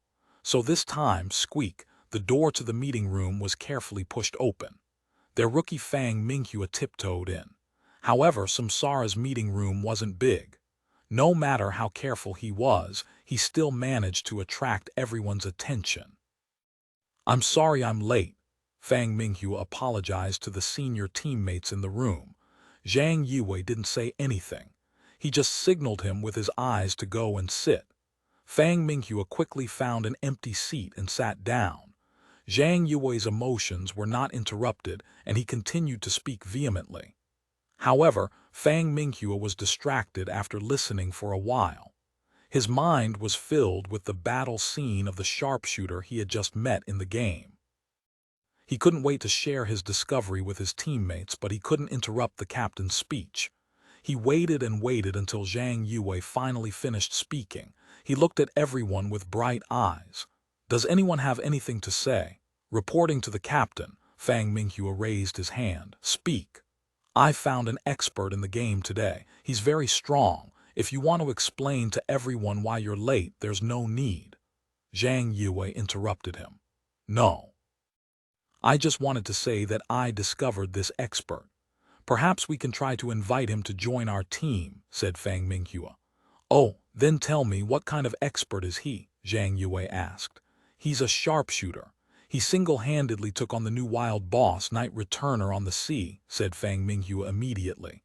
He felt that this record was enough to move even professional players. A sharpshooter. In the end, everyone's first focus was on the expert's class. After exchanging glances, they finally looked at Zhang Yue with evasive eyes. An awkward atmosphere filled the meeting room. Zhang Yue's expression was also a little unnatural. After Fang Minghua noticed the abnormality, he suddenly reacted. Wasn't the sharpshooter Zhang Yue's character? Right now, he said that a sharpshooter was very strong and could even be invited to join their team. So far, no team in the professional alliance had two players with the same class during a battle. The arrival of a player with the same class usually meant a replacement. "Captain, that's not what I meant," Fang Minghua reacted quickly. "Then what do you mean?" Zhang Yue asked. "I just think he's very strong. He can help us." Fang Minghua carefully chose his words, but his true thoughts were simple. "I didn't realize that his class was the same as yours at all." "Really? Then let him try," replied Zhang Yue indifferently before changing the topic. "Does anyone else have anything else to say?" In the first place, there was nothing much to say in this old-fashioned meeting. Now that there was such an interlude, everyone shut up. "All right, the meeting is adjourned." Zhang Yue turned around and was the first to leave. The other members all looked at Fang Minghua, who didn't know what to do. "All right, let's go." Then everyone stood up. Those who walked past Fang Minghua only patted his shoulder gently. In the end, no one said anything to him. Fang Minghua wasn't a fool. Although the captain had asked him to call the expert to try, it was obviously a routine response from a captain. His unhappiness, even after his team had left, still lingered in the air. Fang Minghua didn't know what to do. Should he just forget about it, he thought to himself. However, when the image of Zhou Zekai's battle appeared in his mind, his heart was filled with unwillingness. He couldn't let it go just like that. He would find another opportunity. Fang Minghua made up his mind. The most important thing right now was to keep in touch with Zhou Zekai. If he wanted to contact him, he had to do it through the game. However, Fang Minghua had just become an official professional player. His salary wasn't high, and he was short of money. He didn't have the ability to immediately equip himself with a computer. From today onwards, it wouldn't be convenient for him to go to the training room to play online games. Running to the internet cafe every day wasn't a long-term solution either. After all, that place could be said to be a forbidden area for professional players. Fang Minghua took advantage of the fact that he was still a rookie and didn't have much fame and still dared to enter. If it were the other members of Samsara, even though they weren't star players, the probability of them not being recognized was basically zero. He could only borrow money from someone. As soon as he thought of this, the number that he had memorized immediately entered his mind. Fang Minghua slapped himself in anger. That was the girl he liked. How could he think of her immediately when he wanted to borrow money? Unexpectedly, his phone rang at this moment. By a curious coincidence, the caller ID was that string of numbers, as well as the name he had given her based on his preconceived ideas, and holding a vote by himself. Great wife. Fang Minghua listened to his phone ring a few times in a daze before picking it up. "Hello. What's wrong with you today?" The other party's tone sounded as if she was blaming him, but Fang Minghua felt that it was out of concern. It sounded strangely sweet. "Today I'm a little busy," said Fang Minghua. "What are you busy with?" the other party asked. She was starting to check up on him. Fang Minghua's heart continued to feel sweet, so sweet that he forgot to speak. "Say something," said the other party. "All right, I won't pretend anymore, I'll confess." Fang Minghua took a deep breath. "I'm a professional player now." This time it was the other party's turn to remain silent. Fang Minghua carefully confirmed that the call had not ended. Suddenly a voice came from the receiver. "Didn't you say that you wouldn't pretend anymore?" the other party asked. "It's true. I'm Team Samsara's new healer this season, Fang Minghua, also known as the Cleric Laughing Song," said Fang Minghua. The other side fell silent again. Fang Minghua had imagined this scene countless times. The scene that would satisfy him the most was one where he did not need to introduce himself. When he stood in front of the other party would be surprised to recognize him and sigh with emotion. He would smile and not say anything. Furthermore, when he announced his name, the other party would be in disbelief and say, "You are actually Samsara's Fang Minghua." He had fantasized about all sorts of things, but when it actually happened, it was a bit worse than what he had imagined. His fame was far from being known by everyone. In the entire Samsara, only their captain, Zhang Yue, was relatively known. "I just did a search. Team Samsara really does have someone called Fang Minghua this season." The other party's voice finally sounded from the phone. She actually went online to search. "That's me." Fang Minghua didn't know whether to laugh or cry. "I believe you," said the caller. "Why would I lie to you?" Fang Minghua asked. "You don't think hiding this is cheating, do you?" The other party's tone suddenly turned cold. "I was wrong." Fang Minghua quickly gave in. After all, he called her great wife. The word great wasn't for nothing. "So in the future, you always be like this and rarely come back to the game, right?" the other party suddenly asked in disappointment. "I won't have as much time as before, but I will still have some time. It's just that." Fang Minghua hesitated. "What do you mean?" "I need your help," said Fang Minghua. "What help?" "Lend me some money," said Fang Minghua. Hello, are you there?" There was an unprecedentedly long silence. Fang Minghua shouted after confirming that the call had not been interrupted 3 times. "I need to re-examine your identity." The voice finally came again, becoming rational and calm. "Come, ask me something that only we know." Fang Minghua liked this examination. A few minutes later, Fang Minghua passed with full marks. "How much do you need?" "I don't have much money either. I just want to get a computer, but I don't have enough money. Is it convenient for you to help me gather a few thousand yuan?" Fang Minghua asked. "You're in a professional team, but you don't have a computer." The other party began to doubt him again. "The team's computers are for training. However, if I want to play online games, it's not convenient for me to use the computer," explained Fang Minghua. "However, you're doing this to play online games." "That's right. I'll help you." The other party's tone was firm and certain. "That's great. I can't thank you enough. I'm willing to devote my life to you." Fang Minghua said the truth loudly. "You have to," replied the other party. "It won't be long. I just happened to be short of money recently." "I'll pay you back after getting next month's pay," said Fang Minghua hurriedly. There's no need to be in such a hurry. In less than 2 days, a brand new computer was placed in Fang Minghua's room. What he didn't expect was that because he had borrowed money, his relationship with his great wife seemed to have become much closer. From that day onwards, Fang Minghua's evening break was dedicated to glory. As he continued to play with his old friends, he constantly contacted his new friend Zhou Zekai. 1734 side story. The expectations of the mediocre. 5 a week later. In Season 4, Round 7 of the Glory Professional Alliance, Team Samsara ended their consecutive defeats and won a hearty victory. As the team captain, Zhang Yue was in a great mood. Even though their opponents today weren't strong, he believed that the meeting he had organized on the morning of the last break had been useful.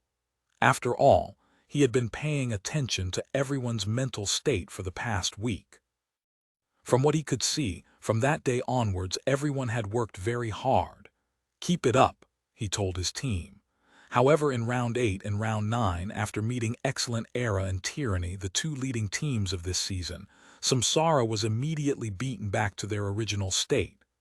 Then, in Round 10, Samsara met Team 100 Blossoms, who had fought Excellent Era for the championship in the finals before. Pull, pull, pull. At the critical moment of the team competition, Zhang Yue kept mumbling, but Cloud Piercer's health couldn't withstand the damage from his opponent's attacks and died instantly. "What's going on? Didn't I tell you to look after your health?" Seeing Cloud Piercer fall, Zhang Yue slammed his mouse on the table and furiously typed.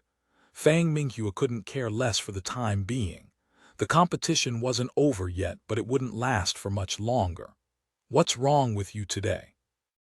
No, you haven't been in the right state recently." Zhang Yue couldn't wait to return to the prep room after the match. As he walked through the player passageway, he couldn't wait to criticize Fang Minghua. Fang Minghua wanted to defend himself, but the hazy feeling made him unable to form words for some time. However, Zhang Yue had already started counting Fang Minghua's mistakes in this round like a machine gun. "That's not entirely true." Suddenly, a voice came from the side. It was Team 100 Blossoms. As the victor, they were a bit slower to leave the stage. At this moment, they bumped into Team Samsara in the player passageway. Samsara's players all looked in the direction of the voice. The one who interrupted them was Team 100 Blossoms' captain, Sun Yiping. "Don't just target one person. The problem isn't just with him," said Sun Yiping. "What do you mean?" Zhang Yue looked at Sun Yiping. They had entered the alliance at the same time, but the current Sun Yiping could already compete with top gods like Yiqiu and Han Wenqing. "At the end of the day, your overall strength is weak," said Sun Yiping. Zhang Yue did not expect Sun Yiping to be so straightforward and merciless. "Right." Sun Yiping turned his head and looked at his partner, Zhang Jiao, whose popularity was much higher than his. "I don't know." Zhang Jiao was very depressed, but when he looked at Samsara's members, he was very sincere. The above comments only represent Sun Yiping's personal opinion. If you want to fight in person, please only target Sun Yiping. The other 100 Blossoms members immediately showed expressions of deep agreement, and they quickly left with Zhang Jiao. "Tusk," Sun Yiping disagreed. "Let's go." He even waved goodbye to Samsara's players before chasing after his teammates. Samsara's members stood in the passageway, feeling very awkward. No one felt good about being called weak by their opponents, but no one could come out and refute. They watched 100 Blossoms leave. They watched Sun Yiping chase after them and slap all of his members playfully. In the end, he walked to the front of the team with Zhang Jiao. Everyone's eyes were filled with envy. Samsara didn't lack diligence, hard work, or unity. What they lacked was someone who had absolute strength and could stand up on their own. This person, everyone looked at one another. Everyone knew that this person was not among them. "Let's go," said Zhang Yue suddenly. His tone was much more depressed. He was Samsara's captain. He used the best character in the team. He was supposed to be the Samsara player who made his opponents feel the most troubled.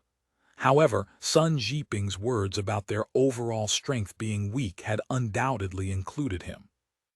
Furthermore, the one who was the weakest was actually him. This was because he was Samsara's captain and the core of the team. He was someone who would be compared to Yiqiu, Han Wenqing, and Sun Yiping.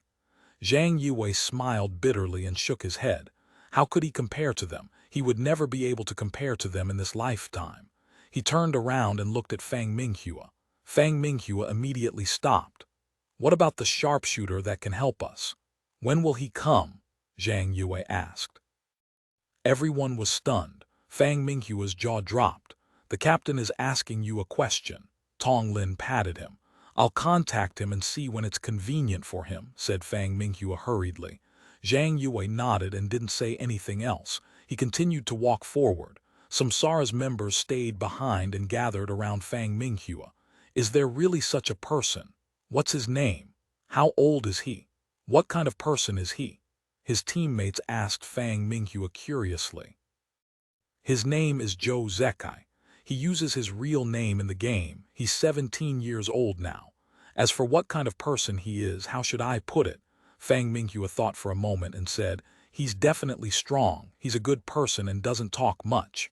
He sounds like an impressive person who talks with his actions. But it's only in online games. Minghua, have you fought him in the arena before? Someone suddenly asked. Fang Minghua looked embarrassed. The others also looked at him as if they were looking at an idiot.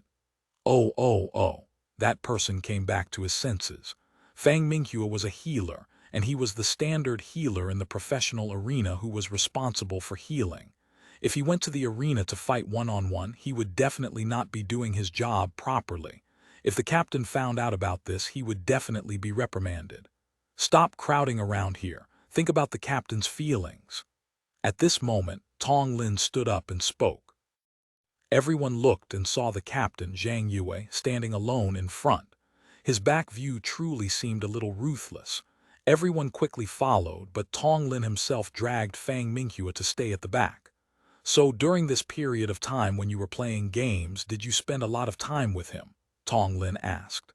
It was all during our break times and I didn't play too much, said Fang Minghua. I don't mean to blame you, but you've become stronger these few weeks, said Tong Lin. Me? Have I become stronger? Fang Minghua's eyes widened. He couldn't help but look forward. Just now, Captain Zhang Yue was criticizing him for not being in a good state recently. In the game that had just ended, he felt that there were a few places where he couldn't keep up with his captain's rhythm. Tong Lin smiled and didn't explain much. He only patted Fang Minghua's shoulder. Call your friend over as soon as possible. I'm looking forward to it. Yes, Tong Lin nodded. In the blink of an eye, another week passed. In Season 4, Round 11 of the Glory Professional Alliance, Team Samsara was up against Team Blue Rain. Zhang Xinji's record was the best out of all the dazzling rookies that had appeared this season, but the most eye-catching was Team Blue Rain. This was because Zhang Xinji had joined Team Tyranny, a strong team to begin with. The captain, Han Wenqing, was an existence that wasn't inferior to battle god Yi Qiu in the eyes of many.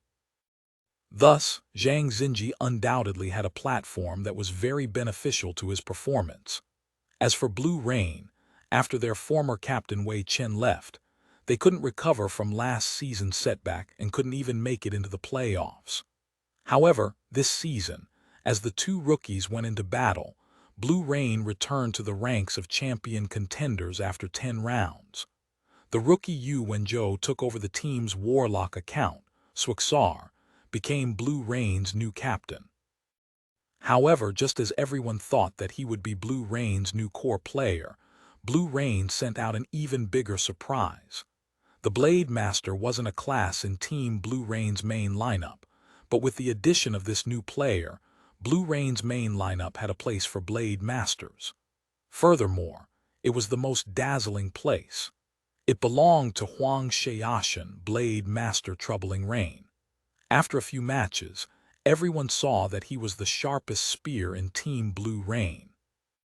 He appeared and disappeared like a ghost, waiting for an opportunity to strike. With a single strike, he killed his opponent. At the same time, the chat box was filled with trash talk from him. It was said that Huang Xiaoshan's talkative behavior had already attracted the Alliance's attention, but it was unfair to ban an individual player from speaking.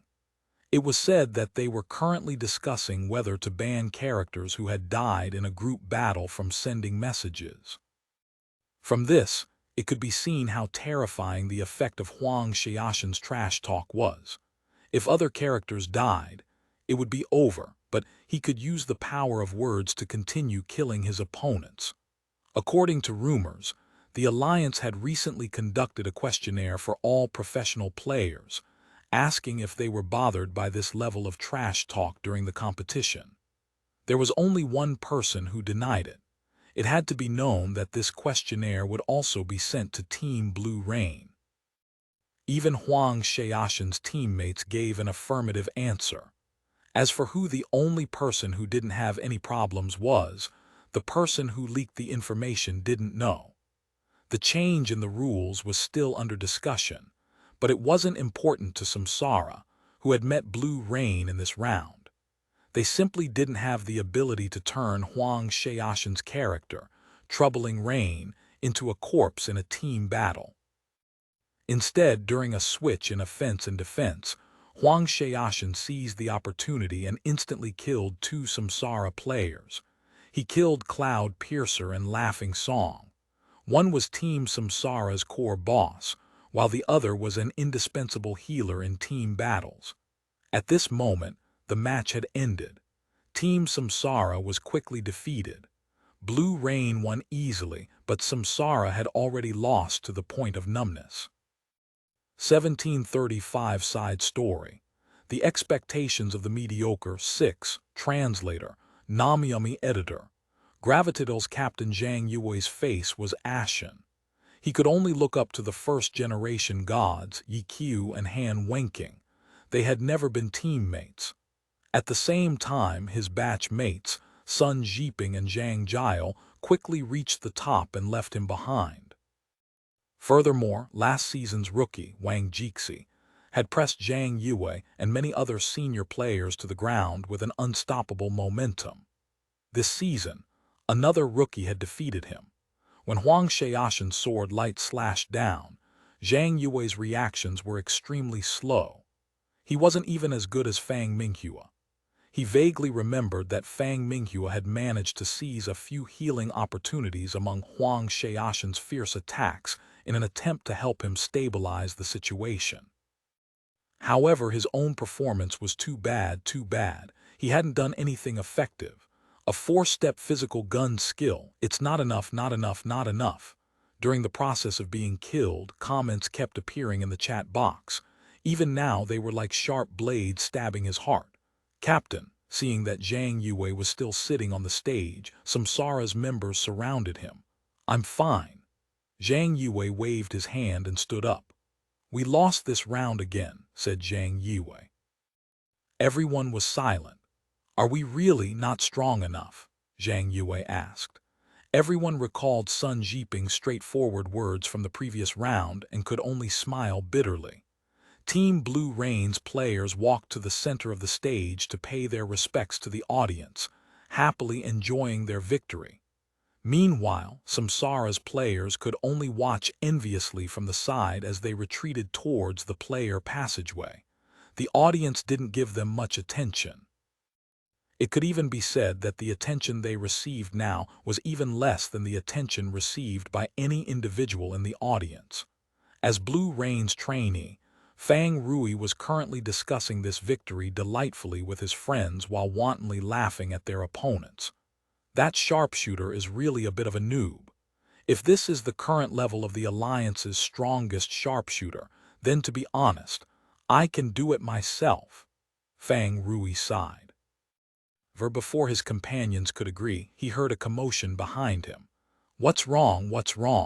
Tang Rou was completely enjoying the show. He quickly diverted his attention and leaned forward to look back, only to bump into a figure rushing over. Ayo! Tang Rou leaned to the side. Luckily, his hand was fast enough to grab onto the back of the chair. Even though he was the culprit who had suddenly leaned from his seat towards the aisle, he was the first to complain. Why were you walking towards others? I'm sorry. The person who bumped into him quickly apologized and supported Tang Rou. What happened? Tang Rou was still concerned about the commotion. He continued to look behind him, but he didn't see anything major. There were just quite a few female audience members pointing in his direction. Their target seemed to be the person who had bumped into him. Tang Rou carefully looked at the person who had bumped into him and immediately became jealous. How could he be so handsome? Tang Rou was very annoyed. At this moment, this person was still supporting him with an awkward expression. All right, come with me, said Tang Rou to him. Huh, the man was stunned. We can go out from here too. Tang Rou walked in front. This way, the player looked in the direction Feng Rui was walking. He was walking towards the stage. I'm from Blue Rain. I'm taking you through the player passageway. Are you coming or not? Feng Rui was getting impatient. Oh, the man replied and followed him. The female audience only noticed a handsome young man in the audience. They pointed and looked at him but did not do anything else. When they saw that the person was heading in the opposite direction, they began to leave. Feng Rui looked at this person and let out a long sigh. He didn't think much of him. It's nothing. That person scratched his head and smiled, not saying anything. Are you here to watch the match too? Feng Rui asked. Yes. The man nodded. Whose side are you on? Feng Rui asked. The man hesitated. The answer was obvious. How pitiful. Feng Rui sympathized with him. It'll be fine, said the other party suddenly. How could they be better than Blue Rain? Feng Rui asked disdainfully. With me next year, Team Blue Rain will only become even more terrifying, said Feng Rui as he waved his hand. The other party smiled again and did not speak. However, it's very courageous for you to stand on Samsara's side. Tell me, what about Samsara attracted you? Feng Rui asked. I have a friend there, said the other party. Then there's nothing else to say. Feng Rui nodded, agreeing with this reason. Do you want to go up the competition stage and take a look? As they walked past the stage, Feng Rui suddenly had a new idea. All right. The man nodded. The two of them walked onto the stage together.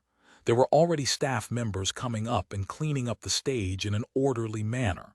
Feng Rui walked to the center of the stage and stood there in an imposing manner, looking around. It'll be my turn next year, he hooted grandly. Feng Rui. In the end, someone shouted his name. Feng Rui subconsciously shrunk his neck and turned his head. It was a member from Blue Rain. I have to go, just follow that path and walk out. Feng Rui quickly pointed out the path and ran towards Blue Rain's players. Thank you. Feng Rui heard the person behind him speak. What's your name? Feng Rui turned around and asked as he ran backwards. Zhou Zekai, said that person. When you make your debut and become famous, remember me. Feng Rui waved at him and turned to run. Zhou Zekai looked at Feng Rui and waved his hand. He was the only one left in the center of the stage. He looked around and saw that most of the audience had already left. When he looked up, there were only empty seats. This made him feel much more relaxed. He let out a huge sigh of relief.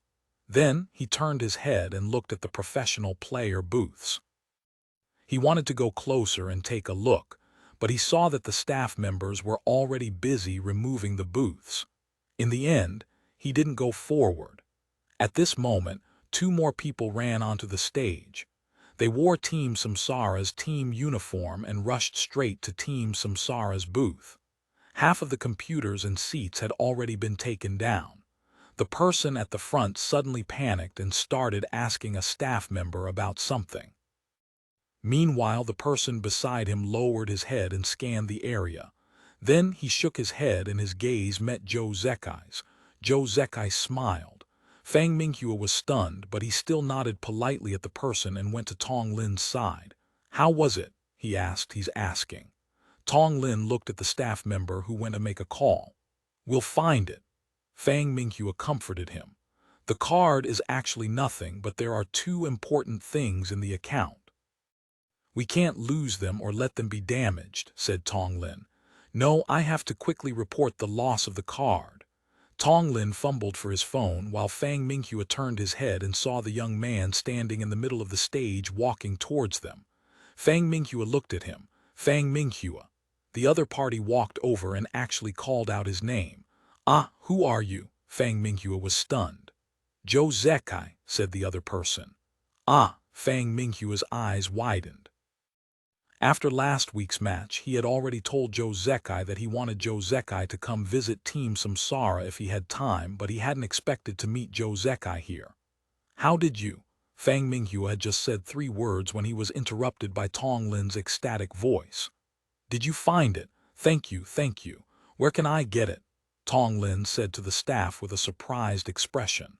He's coming over. He'll bring it over immediately. Please wait a moment, said the staff. Thank you, Tong Lin thanked them happily before noticing Fang Minghua and Zhou Zekai. "Is this your friend?" Tong Lin asked Fang Minghua. "He's the sharpshooter I want to introduce to the team," said Fang Minghua. "Oh," Tong Lin immediately began to size up Zhou Zekai. "Hello, my name is Zhou Zekai." Zhou Zekai introduced himself. "I'm Tong Lin from Team Samsara." Tong Lin reached out and shook Zhou Zekai's hand. "I heard that your sharpshooter isn't bad," Tong Lin asked. "He's all right," said Zhou Zekai. "Did you bring your account card?" Tong Lin asked. "Yes," Zhou Zekai nodded. "Big brother, are you going to clean up this place immediately? If we use the computer for a few minutes, will we get in the way?" Tong Lin turned around and asked the staff member. After getting his approval, he immediately found a seat and sat down. "Come, give it a try," said Tong Lin. "Oh," Zhou Zekai walked over. 2 minutes later. "Huh." Zhou Zekai realized that there was no reaction from his controls. They cut off the internet. Tong Lin stood up. He looked at Zhou Zekai, then at Fang Minghua, who was behind him. Fang Minghua was doing his best to hold back his laughter. He had never doubted Zhou Zekai's strength. Seeing Zhou Zekai directly competing with a professional player like Tong Lin made him even more confident. "Who dropped this account card?" At this moment, a staff member who had just arrived raised a Glory account card and asked loudly, "It's mine, mine." Tong Lin rushed over and took the card back with gratitude. "Well played." Fang Minghua took the opportunity to praise Zhou Zekai. Even though they had only played for 2 minutes, Zhou Zekai's strength was clearly displayed. "It's all right." Zhou Zekai said the same thing. "Let me ask you." After taking back the account card, Tong Lin asked Zhou Zekai, "Is the 3.5-step physical gun skill your limit?" Zhou Zekai thought about it seriously. "I should be able to take another half a step. A 3-step physical gun skill." Tong Lin was moved. "I was too narrow-minded. He. Fang Minghua laughed like a fool. "We need to make some big adjustments," Tong Lin muttered. "Huh." Fang Minghua didn't understand. He looked at Zhou Zekai, who also didn't understand. "I'm not talking about you." Tong Lin waved the account card in his hand. "It's something here." "What is it?" Fang Minghua asked. "You'll know in the future. No, the entire alliance and all the Glory players will know." Tong Lin laughed. He held onto the account card in his hand, which contained his blood, sweat, and tears. The silver weapon revolvers, Wildfire and Shattered Frost, were all specially made for Cloud Piercer. However, even if the youth in front of him could only execute a 3.5-step physical gun skill, he had already surpassed most professional sharpshooter players. Furthermore, he believed that he could still improve by half a step. Wasn't this what everyone in Samsara had been looking forward to? Thinking about it, Tong Lin's tears suddenly fell. "What's going on?" Fang Minghua was shocked. "I can see the future," said Tong Lin. Fang Minghua immediately understood what Tong Lin meant. The first time he saw Zhou Zekai's sharpshooter, he thought of the future. He patted Zhou Zekai's shoulder and Zhou Zekai smiled. It was time for Team Samsara to set sail.